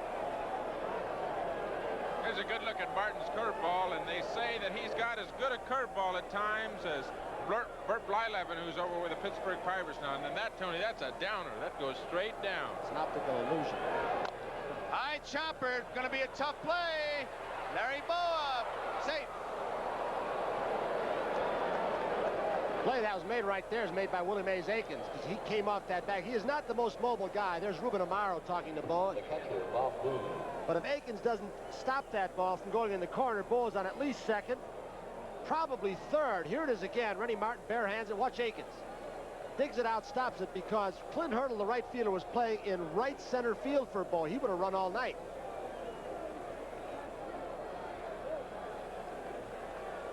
Here's a view from the right field camera. Aikens making a very good play on that. Boa definitely would have ended up on third base. That was his third base hit of the night, 3 for 4. They had a hit-and-run combine going last time with Boone batting. Boa, a good lead, 1 out. Holding outside, ball 1. Now here was the count that he went last time. That's the kind of thing that you try to clock. Remember, put in your own computer and say, hey, you ran on the second pitch. And see. Both bullpens with a couple guys going right now. Holding. It's a strike. Philly bullpen, Ron Reed on the left, Warren Brewster on the right. Reed gave him a good, strong inning in game number 2, struck out 2 of 3. 1 ball, 1 strike, 1 out. 3-2, Kansas City leading. 8th inning. High. Boa decoy. Gave a good false start over at first base. Watch Boa. He'll decoy, try and pull the third shortstop or second baseman out of position. Even though UL Washington nor Frank White moved, all you got to do is lean a little bit on this turf and the ball can get by you. Here's the manager's delight, 2-1. He wanted to go. He was leaning. He put some pressure on the old shoestrings. Boa backs out. He wants to go. Remember Billy Herman used to always say, on pitch outs and throws to first, I knew that they weren't really worried about any trick plays. Holding. Inside. Now he's in trouble. Got to make a good pitch now, Tom. There's a young pitcher had pretty good confidence in that curveball with a 2-1 count, throwing a curveball to Booney. But Booney is a dead fastball hitter, but he's down to 3-1. He doesn't want to put the tying run down at second base and walk Booney. 3 balls, 1 strike, 1 out. Boa lead. There he goes. Center field. Amos Otis will tie the record with that catch. There it is, his 8th put out.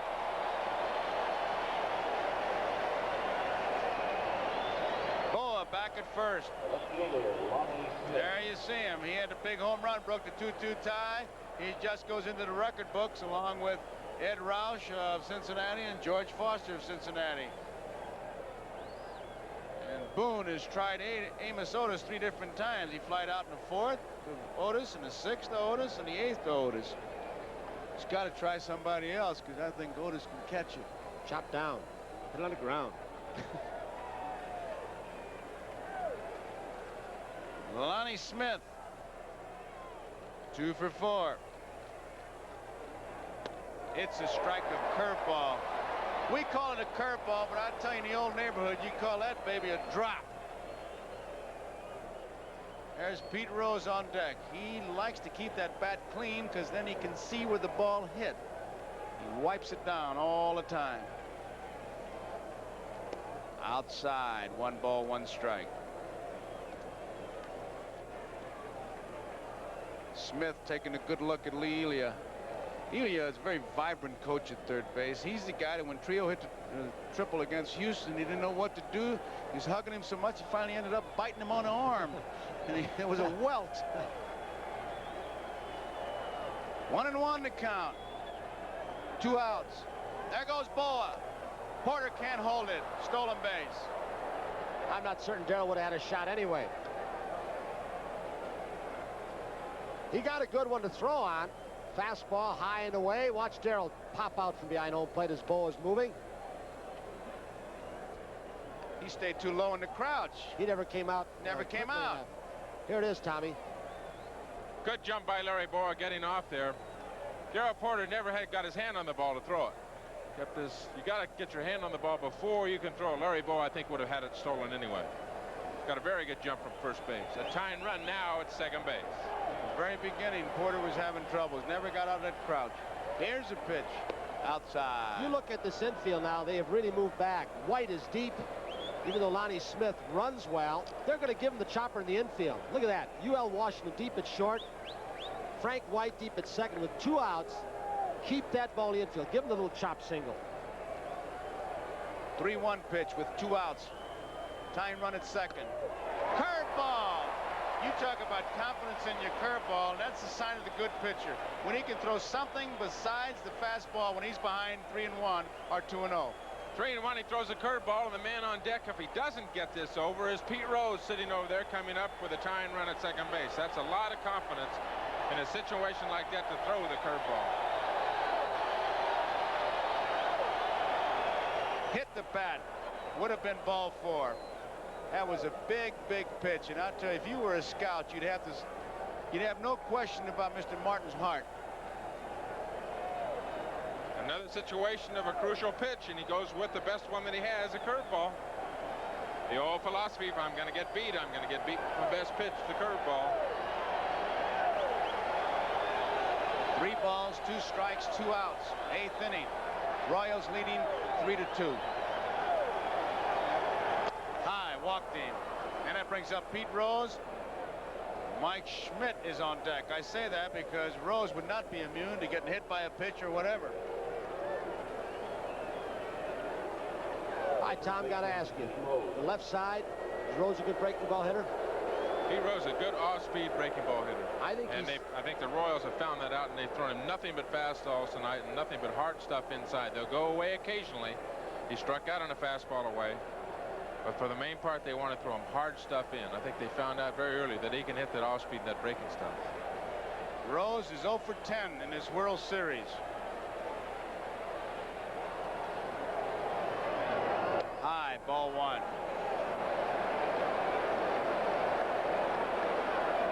Two outs. Smith is on at first base. Boa is on at second base. Good speed on the bases, and they'll be off with the crack of the bat.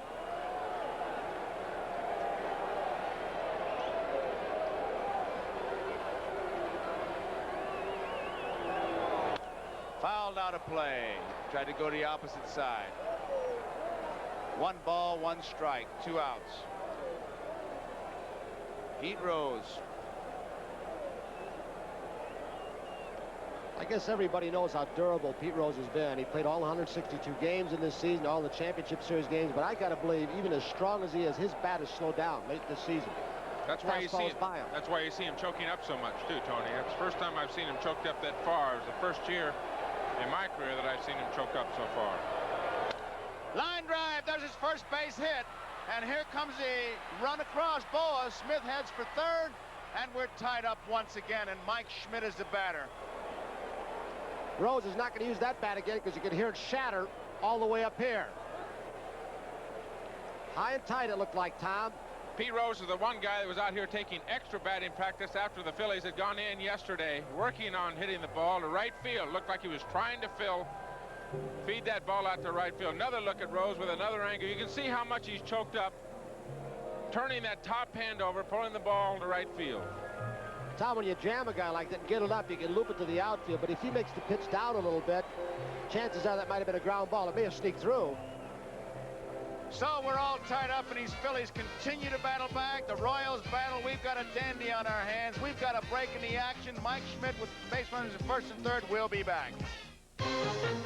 Oh, 3-3. Quisenberry loosening up. We'll pause briefly for station identification. This is the NBC television network. This is WMAQ-TV, Chicago. Joe Garagiola with Tony Kubek, Tom Seaver. We've got a dandy going right here. Mike Schmidt, the batter. The third baseman, Mike Schmidt. Quisenberry, who was a pitcher in Philadelphia. He got 3 ground balls in his first inning and then really got jumped on. Threw nothing but fastballs, and that's all the Phillies were talking about. He is a sinker baller. Mike Schmidt with a tremendous home run in the 5th. He's 1 for 3.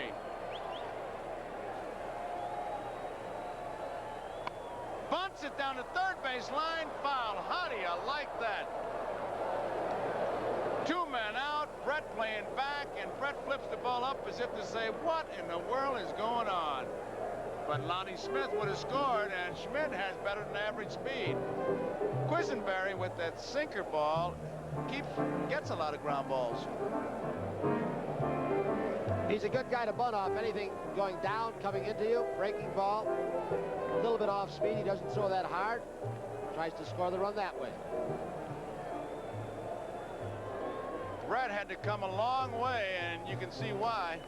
You know, they talk about background when certain guys are pitching. Pete Rose said about Quisenberry, he said he uses the rosin bag for a background. What makes that bunt important now is because if you look down at George Brett in third, he's come in about 4 or 5 steps closer than the first pitch to Schmidt, which means a ground ball could sneak by him. Now he's backing off. 2 outs. Outside, looked like a breaking ball. He didn't throw any in Philadelphia. All fastballs over in Philadelphia. There's a good shot of Brett moving in a little bit, but he'll back up before Quisenberry pitches. Last time Schmidt faced Quisenberry, got an inside, low and in fastball hit off the right field wall in Philadelphia. Broken bat, Looper, Otis coming hard, hard. He's there, makes the catch, and now he's got the record all to himself as he's got 9 putouts. And Quisenberry gets a big, big out. And there is Janie Quisenberry and the brand new baby. Mommy's happy, but the baby says, just let me sleep. Daddy's going to be all right. Is that a beautiful baby? For the Royals, one they need desperately to avoid falling behind 3-0. In games, we are tied at 3 as we start the bottom of the 8th. Phil's got 2 off Rich Gale, 1 more off Remy Martin. As they've done throughout this series, they've come from behind. But on the minus side, Philadelphia has stranded 12 runners. That is odd, especially when you consider that through the first 2 games, they only stranded 9. As for the Royals, their 4 power boys continue to produce. George Brett and Amos Otis with solo home runs. Willie Aikens and Hal McRae combining for the other run. The problem for Kansas City has been that they are getting nothing out of Willie Wilson. He is 1 for 12 with 7 strikeouts, hitting just .083 as he steps in against Dick Ruthven. Joe? Okay, Brian. Bill Kunkel came all the way in from right field to tell Paul Pryor something. Couldn't have been too important. He's going back out there. We're ready to go. Willie Wilson. Brian's told you, not doing much. Takes a strike. And the bullpen, Tug McGraw loosening up for the Philadelphia Phillies. They'll have McBride, Moreland, and Maddox. Their batters in the 9th. We're tied 3 apiece.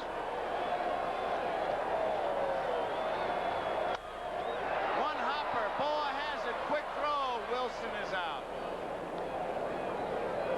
Second baseman, Frank White. 1 out, and Frank White is the batter. White bounced out twice and struck out.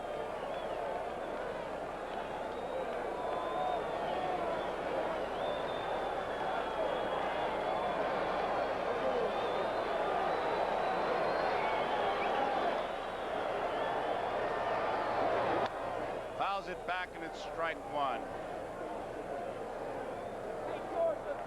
Dallas Green looking on. He feels some of the pressure, obviously, but he's leading by 2. And George Brett, the on-deck batter, he got him off with a home run in the 1st. Royals have to feel more pressure. Foul ball. They are trailing in this series 2 games to none. Joe, we've talked about the Phillies coming back in the games that they played so far, and even throughout this game, every time that the Royals have scored, the Phillies have come back in the very next half of an inning and tied the game right back up. The Royal pitchers have not been able to hold the Phillies. White, disgusted as he is out on strike, 6 strikeouts for Ruthven. The third baseman. Talking about coming from behind as George Brett comes up, but listen to his hand.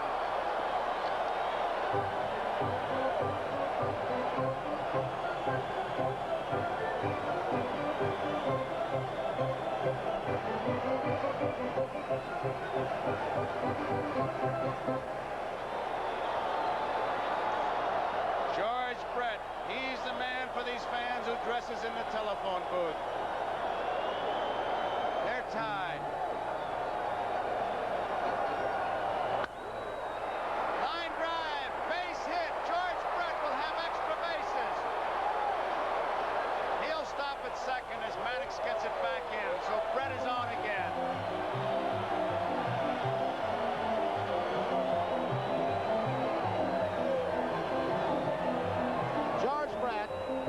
upstairs again. I think Brett and Rod Carew in the American League get the good part of the bat on the ball more than any others. Brett ran very well from home plate to second base. Gary Maddox with him. Ball in quickly. Brett, a double in the first inning, hit a home run. And that really got these fans going. Here it is. Off-speed pitch. Off-speed pitch from Ruthven. First time up today. Got it down to the strike zone and low. George waited on it well.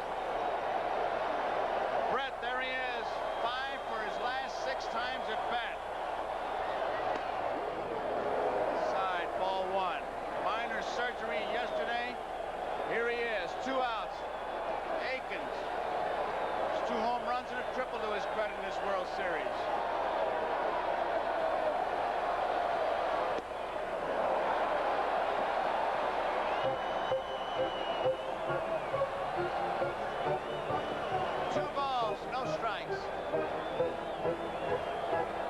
George Brett, he'll have to score from second base on a single, and he said he's never slid head first, but he might have to break it out tonight.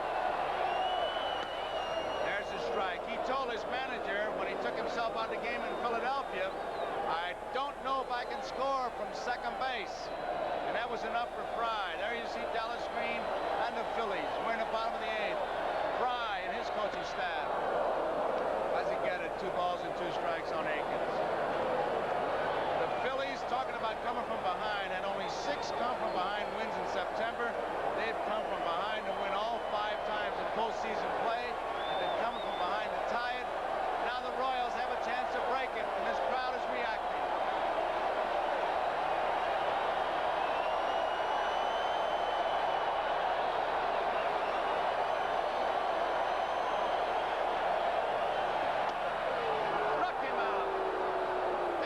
Called out on strikes, 7 strikeouts for Ruthven.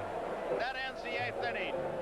So, we complete 8 innings to score here. The Philadelphia Phillies, as we look at this, looks like a fastball. Fastball in the inside corner, and he really set that up beautifully, Joe. Off-speed pitch before that, came back with a fastball inside. Here's Brett's reaction, saying exactly what's happening, communicating with his coaches on the strikeout. Aikens doesn't even swing the bat. And George just a bit disgusted. Disgusted in the fact they didn't score. McBride, fly to left, single to right, struck out, and fly to center. He is 1 for 4.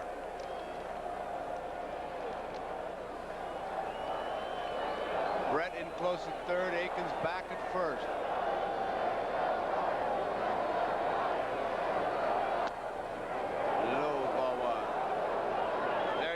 Defense, Brett. Aikens back, shading him just a bit towards right center field. There's the strike. 1-1. Quisenberry, as you know, had a rough outing the last time out in the championship series game, but Bill Kunkel, the man in the right field line, was behind the plate that day, and he said that Quisenberry, and it was a guess, was throwing 12, 15 miles per hour, less hard than he ordinarily does. Kunkel's having a lot this season. 2 balls and 1 strike. He had 33 saves during the season, which tied him with Goose Gossage for the most in the American League.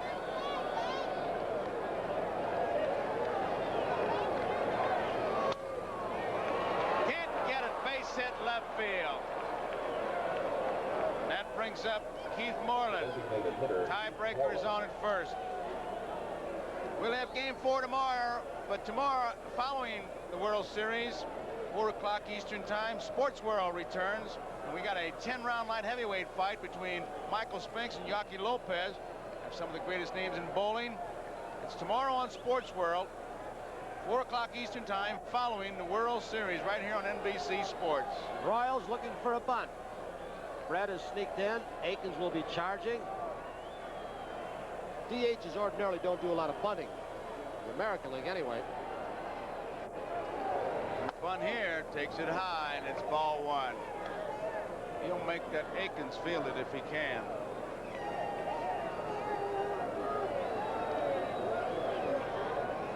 Crowd just buzzing. We're in the 9th, nobody out. There's Brett. Here they come. High, ball 2.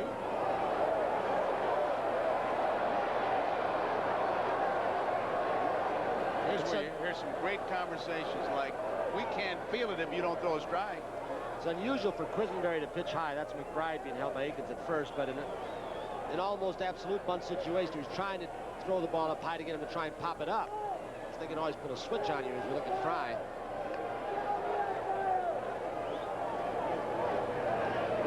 There's his strike. Moreland doesn't think so, but that doesn't make any difference. It's 2 balls and 1 strike. Nobody out. His last pitch, Tommy. Last pitch from the center field camera. Definitely a bunt situation. Paul Pryor raises that right hand and would consider that a National League strike. No. There goes Bake McBride. It's foul back. What do you mean not a National League strike? What do you think is the difference? Obviously, we have a National League umpire behind the plate tonight. They alternate here in the World Series. Tomorrow night or tomorrow afternoon, we'll have an American League umpire. The consensus among the players is that the American League strike zone is a little bit higher. As you look at Keith Moreland, might be right up there in the P for his Phillies on his uniform, whereas in the National League, a little bit above the belt might be the strike zone. 2 balls and 2 strikes. Quick throw. It was close, but he made it back. Nobody out. We're tied. 3-3. 9th inning.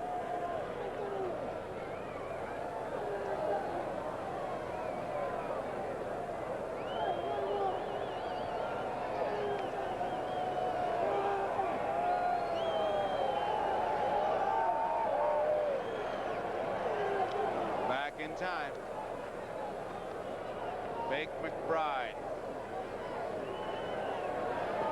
13 of 23 stealing.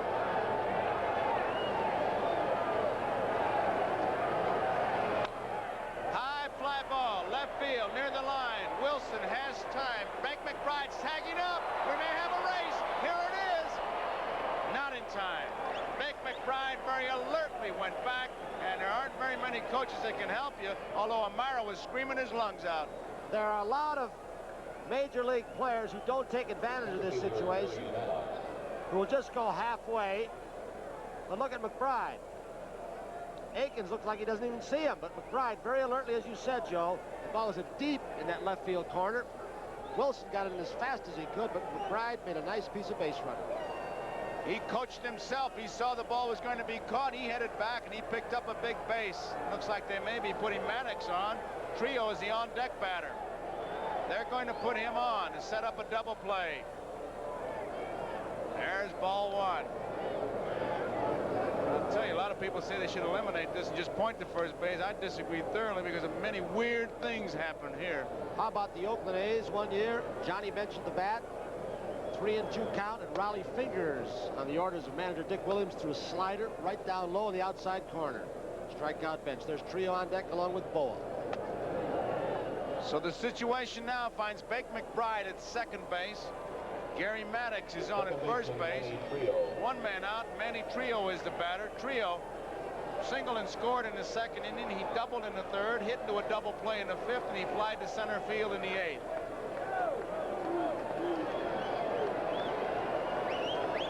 Now's the time that Quisenberry has to say to himself, if the ball's hit back to me, I throw it where? Obviously second base. It's basic and all that. They want the rosin back. Time is called now. Quisenberry also wants to know to whom he should lead, so he's already communicated with UL Washington White who's going to be there to take the throw, so he leads the right man.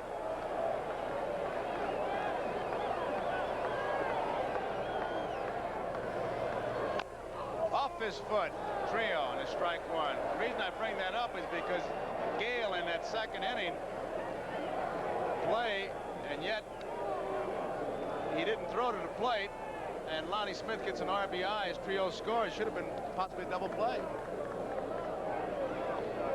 One thing that Quisenberry, with this sinker that he has, the underhand sinker that he developed from Kent Colby, you can see it there. Manny Trio drives it right down into his foot.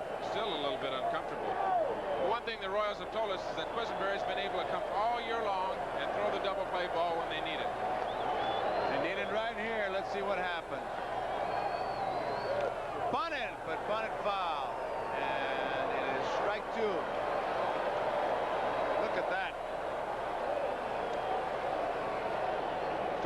what she's doing, but she may be going right to the top. It looks like Manny Trio's wife, Maria. I don't know who the lady was.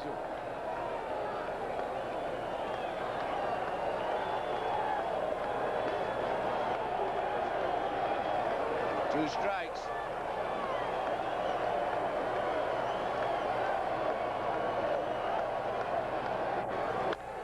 High chopper, Willie Mays Aikens to Quisenberry in time, and Beck McBride had some ideas.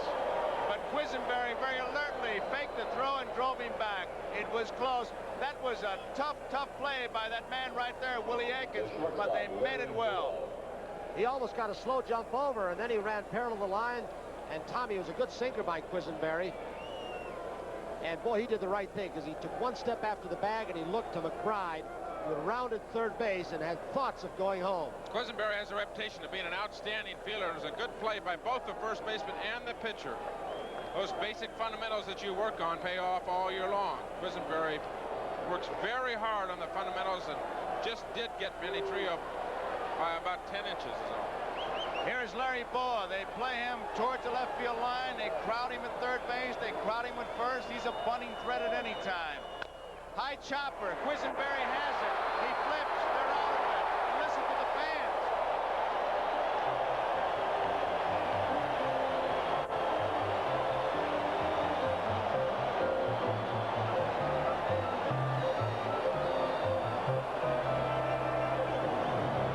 So we go into the bottom half of the 9th inning. We're all tied, and the Phillies. Oh, bottom of the 9th. Hal McRae leads it off. Phillies have left 14 men on base. Outside.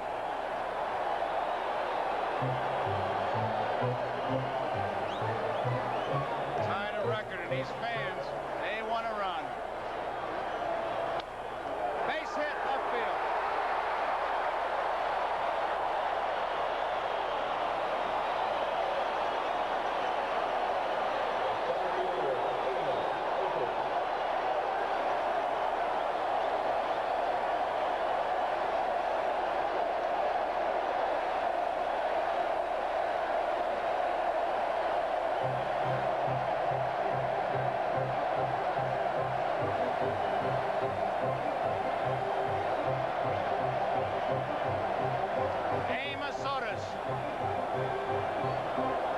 Last time up in the 7th, here's what Amos Otis did. He got a fastball out over the plate. He had a home run toward right center field. Off Lukeman. Now it will be interesting. A left-hander is throwing. McGraw's back up in the bullpen for the Phillies, and you've got Otis up. Looks like a bunt situation, and 2 left-handed hitters, Hurdle and Porter. McGraw. There you see Tuck McGraw throwing in the bullpen. Whether Bob Boone went out to the mound there to stall for a little bit of time. Tuck was not throwing at the beginning of this inning. Ruthin has thrown only 112 pitches so far. Whether he was stalling, Boone was stalling for a little bit of time. For Dallas Green, we'll find out very shortly. Certainly a bunt situation.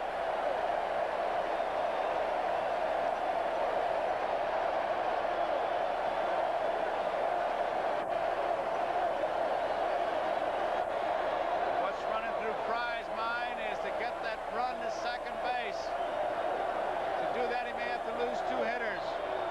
There's a strike, because if Otis gets him over, they'll probably walk Myrtle, and he apparently has decided to let his man of the hour. Now they want to look at the ball, because Otis has been a red-hot hitter. Came in 5 for 9 with 1 home run, 4 RBIs. Home run tonight, a single in the 2nd. He has been hot. Somebody has to make a decision. Jim Fry on the first pitch says, I want him to hit. Now he's going to bunt, bunts a foul. He was going the right way, Joe, because Schmidt was looking down his throat, and of course Rose has to hold the runner on. Herm Starrett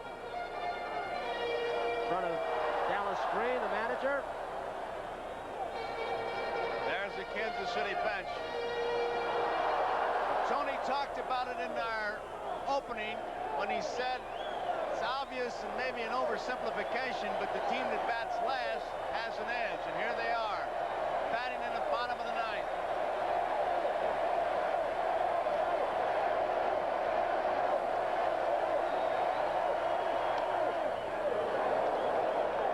One ball, 2 strikes.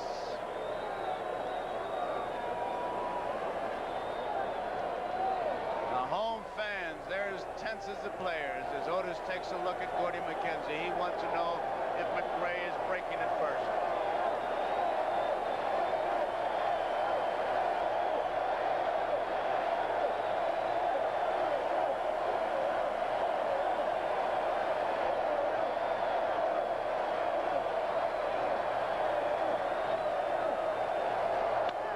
Double play ball.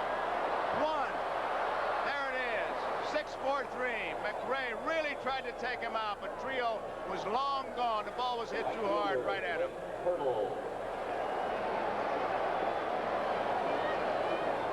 Hal McRae does this very well. I don't know as hard as that ball was hit, how he got down that quickly. He slides, ducks the ball. Trio with a nice relay. He knew that McRae was barreling down into him, and let's watch Hal McRae from that left center field camera.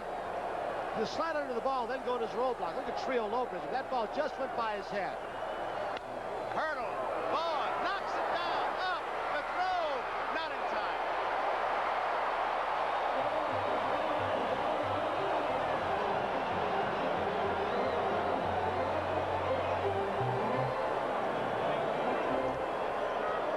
It's a great play by Larry Bowa, saving the ball from going into left field. I doubt if it would have made any difference. He just doesn't quite have as strong a throwing arm as he used to. I'll tell you, 2 or 3 years ago, Larry Bowa would have thrown Glenn Hurdle out at first base. And he's hurt. When he dove, Tommy, I don't know if he landed on his left or right shoulder, but he jammed one of his left shoulder, it looks like. His glove hand, which could be painful when he tries to extend and reach for a ball.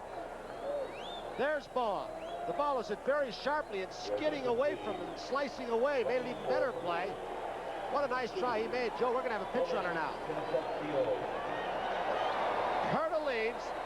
He's being pinch run for Onyx Concepcion. Same name as Davey, your teammate, but no relationship. Concepcion is on as the pinch runner. Porter. He is 0 for 6 in this World Series.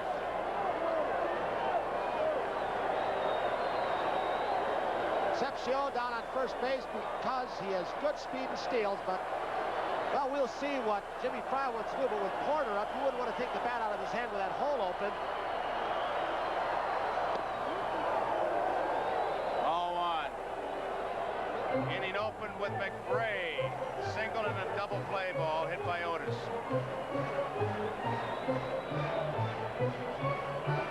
Bob Boone, the Golden Glove winner for catchers in the National League, one of the outstanding defensive receivers. Makes a nice, clean pickup. Inside. 2 balls, no strikes. That was a super play because he caught the ball. The big play is to get in front of it, which he was. 2 balls, no strikes, 2 outs.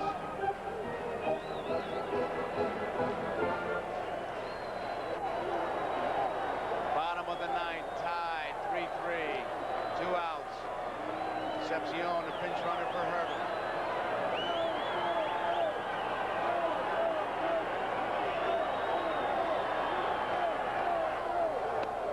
Didn't get it. 2 balls, 1 strike. I'm surprised, Tony, they're not running. I would think they'd put him in a situation to get him down to second base so they can score a run with a base hit. Well, I think the thought is that it could happen now, 2 balls and 1 strike. Get him moving or a single, he might be able to score with that great speed.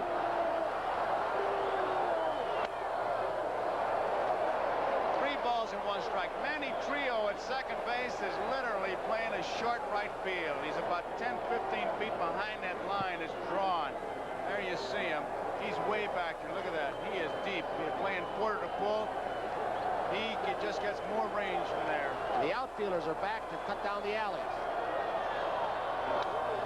High fly ball. Big McBride should have no problem. He doesn't. So that ends the inning. We have extra inning. 1980 World Series. We're going to extra innings to try to decide this issue. As we start the 10th, we're deadlocked at 3. The Royals have made a change. Jose Cardinal moves to right in place of Clint Hurdle. The pinch runner was sent in in the bottom of the 9th. For the Royals, they've got to be bemoaning the loss of that run that Rich Gale had. Bases loaded, 1 out early on in the ball game. Let a run score when he could have turned it into a double play. And as for the Phillies, as they come up in the 10th with Boone, Smith, and Rose, they've got to be wondering, Joe, about those 14 base runners they've stranded, and that set a record, as you said earlier. They have to be thinking about his right, Brian, as Boone takes it, and it's 1 ball and 1 strike. Cardinal in right field, placing Hurdle. Boone tries to bunt, misses it, 1 ball, 2 strikes. Boone walked in the 2nd and then flied out to center field 3 different times, so he's 0 for 3. There you see the on-deck man, Lonnie Smith. Pete Rose will follow him. There's a base hit by Bob Boone. 1 ball, 2 strikes, and Otis is up with it, gets it back in a hurry. Tom Quisenberry's thrown very few of those fork balls. That's looked what that was, or was it a breaking pitch? But he got it up again. He's thrown basically fastballs.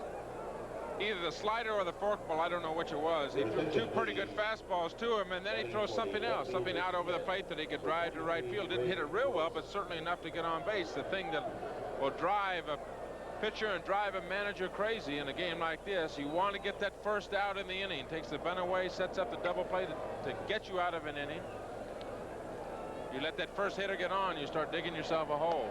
And we've got a pinch hitter coming up, Greg Gross, an excellent bunter.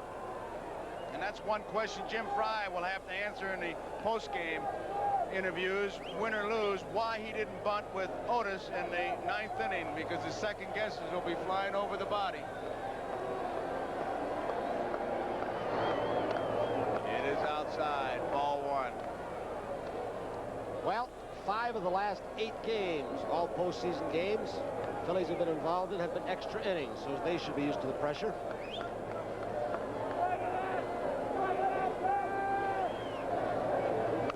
Bunted beautifully. Aikens will tag him down to second base. Goes Bob Boone. The tiebreaker is on second, and Pete Rose is the batter. And there you see little Petey Rose, who's acting as a bat boy, as his daddy goes up to hit.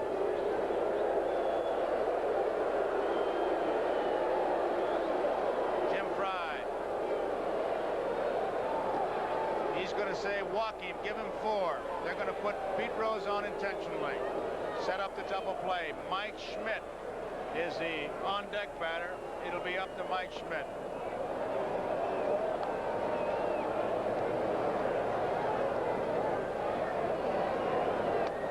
Ball 2. Marty Patton, right-hander. Ken Brett, isn't it? That's what it is.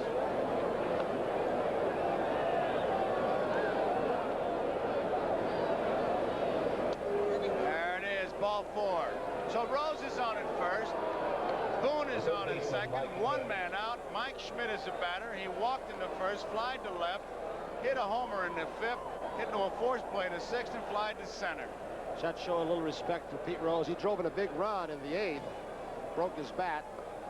Strict percentages by Fry, but he was only 1 for 11 championships, this World Series. Quisenberry against Schmidt. Boone at second. We're tied, 3 apiece.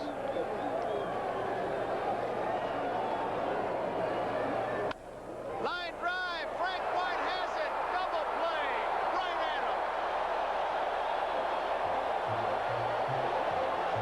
him. The runners on first and second. 1 out, Mike Schmidt off Quisenberry, trying to drive the ball hard to right field. He does down and away, but look who's there. Frank White, winner of 3 consecutive Gold Gloves in the American League, and he turns it into this double play to save the Royals and Quisenberry. They say he's got a knack for turning the double play. Quisenberry does when he comes in. A little unusual this time. I'm not sure that this is the way they'd like to have it, but they certainly do turn a crucial double play. Frank White made a beautiful play on Mike Schmidt's line drive. We've got some kind of a rhubarb going on. Bill Kunkel has come in from right field again. Paul Pryor seems to disagree with him because he put up his hands, I don't know, but Kunkel are going over to the dugout. He did this once before, and it looks like they're going to call Dallas Green out, and we'll get some information just as soon as we can. It's Kunkel. He's down the right field line in the American League, and Paul Pryor's behind the plate. He's the umpire-in-chief. Kunkel is the guy who's behind home plate in game number 2. In fact, he almost missed being there. He was watching his son, Kevin, play soccer, and he had to have a police escort and just barely made game time. We will try and find out for you as soon as we can. Well, as the conference between Green, Kunkel, and Pryor goes on, we're going to ask Ron Luciano. You've been there. What's going on? Do you have any idea?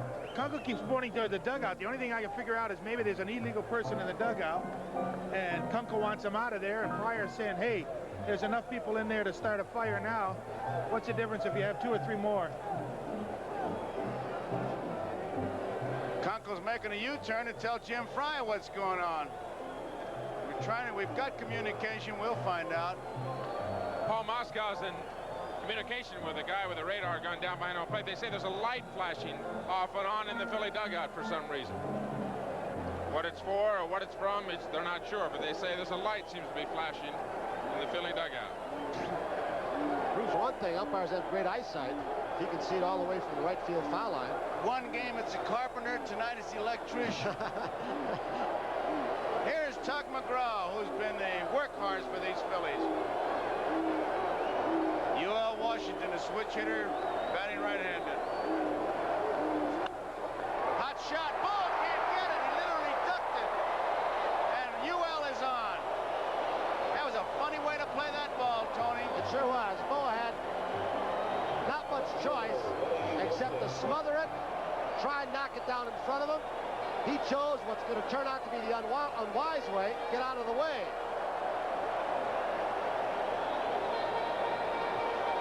He's been a great player. I'm assuming it'll be scored a base hit because it was hit so hard and in between. He might have taken it off the shin bone or knocked it down, but he chose to evade it. He was handcuffed, and UL is on with a base hit. Here is Willie Wilson.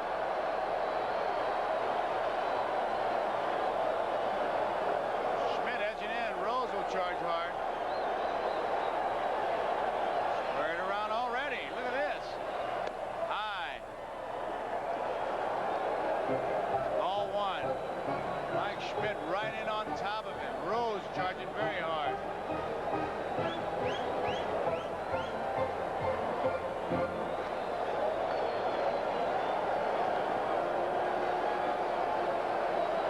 Trying to get that run over to second base. They'll be using the bunt. Well, a good runner. High, ball 2. There'll be no trick plays here for Fry. He's going to stay facing.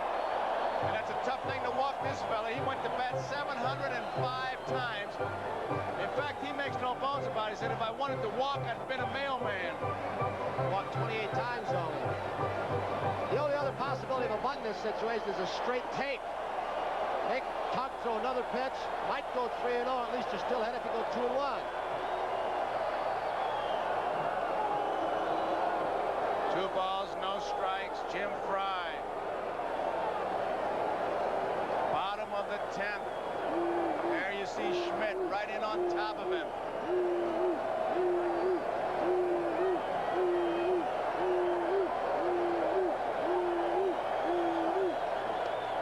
Ball 3.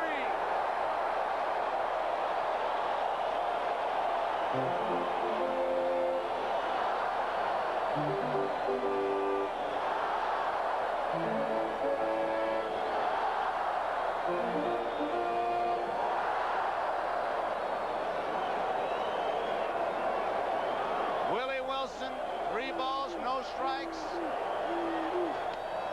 Ball 4, he walked it.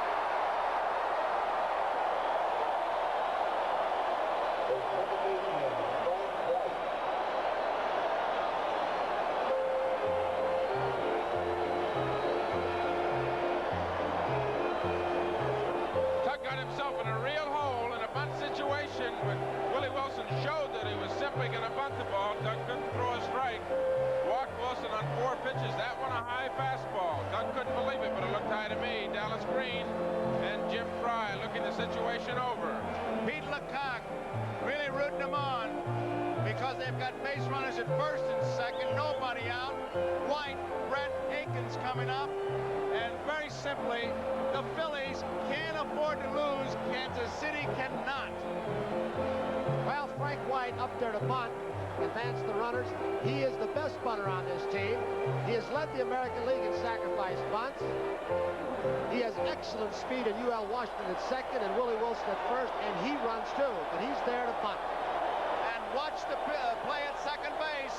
If Washington gets a big lead, McGraw probably getting set with his signs once again, which would include a pickoff play. And Joe, a lot of teams use a lot of different trick plays, have the shortstop come over the third baseman charge, but with Washington speed at second, that could negate any trick play. You've got to hold him close, and Schmidt may have to feel that ball. You want to...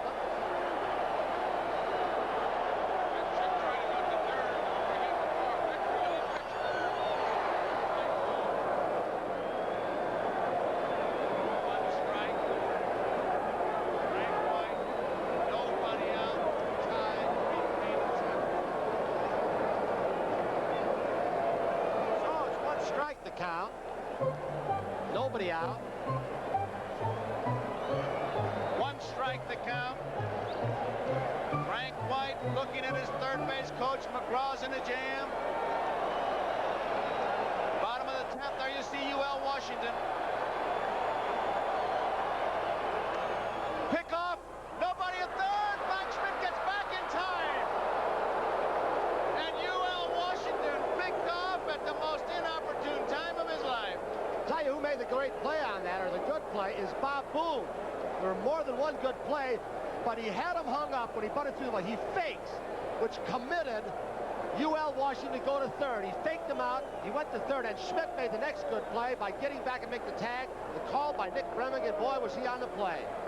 Here's where he's got him frozen now, Tommy. Schmidt made an outstanding play. Schmidt was moving in, but continued to check over his left shoulder, the runner at second base. Washington was able to get back in time. Fine play by Mike Schmidt and Booney at home. Pitch out, nothing. Pitch out, nothing happening. Here's Booney's throw. Was especially made harder because he had hit a moving target, and Schmidt, UL Washington tried to slide away from the tag, but Schmidt stayed right with him. Wilson's got to steal a base now. White is out on strikes. McGraw gets a big strikeout. Now Brett is the hitter.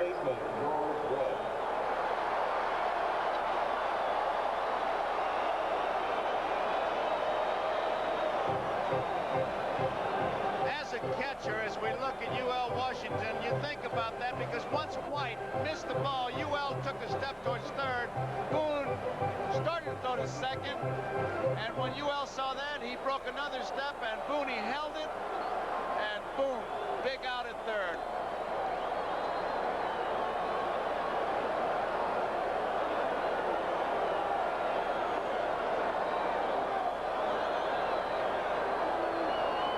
Brett takes a strike. Here's what you're thinking about now. If Willie Wilson steals with 2 outs, they'll walk Brett, their best hitter, to go against Aikens. They're going to have to nail him down to first base. Even if he makes it, it doesn't mean anything. The big play was UL Washington getting picked off. He's going to have 100 reasons, but none of them will count. Booney still thinks he's going to run.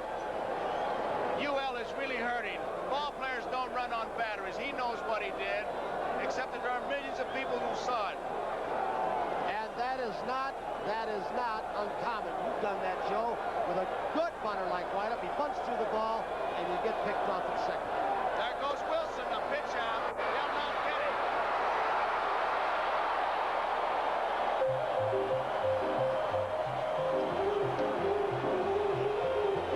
And right now, I imagine they'll take the bat right out of Brett's hand. You bet, but Aikens is not going to come to the plate. If they do, it'll probably be John Wathan. Here's the steal by Willie Wilson. It looks like Larry Bowen never gets to the bag. Willie Wilson still in the base. I don't think Larry got in position to feel the ball. It didn't throw, and if he'd gotten in position, I think they'd have had him. They do correctly. Take the bat out of George Brett's hand, which I don't understand. Jimmy Fry, as we look at Dallas Green and Bobby Wine and Amaro. Jimmy Fry knew that he was not going to let Aikens hit. He wants that runner in scoring position. He'll have to explain that move, but he is going to have to. Well, he's going to let Aikens hit, probably feeling that he'll take the screwball away from Tucker Draw, and Aikens will get a fastball. The plays that they'll be thinking about if they should lose this game, Gale with the ball hit back to him, not going to the plate, and UL Washington getting picked off. You can rationalize all you want, but bad plays. They were bad plays.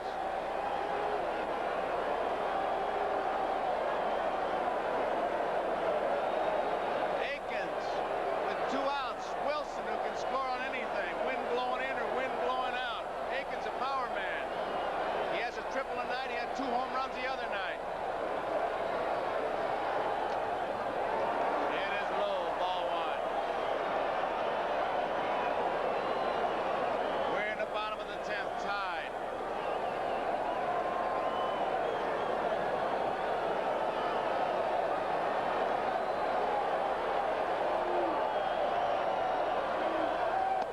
Didn't get it. 1 ball and 1 strike.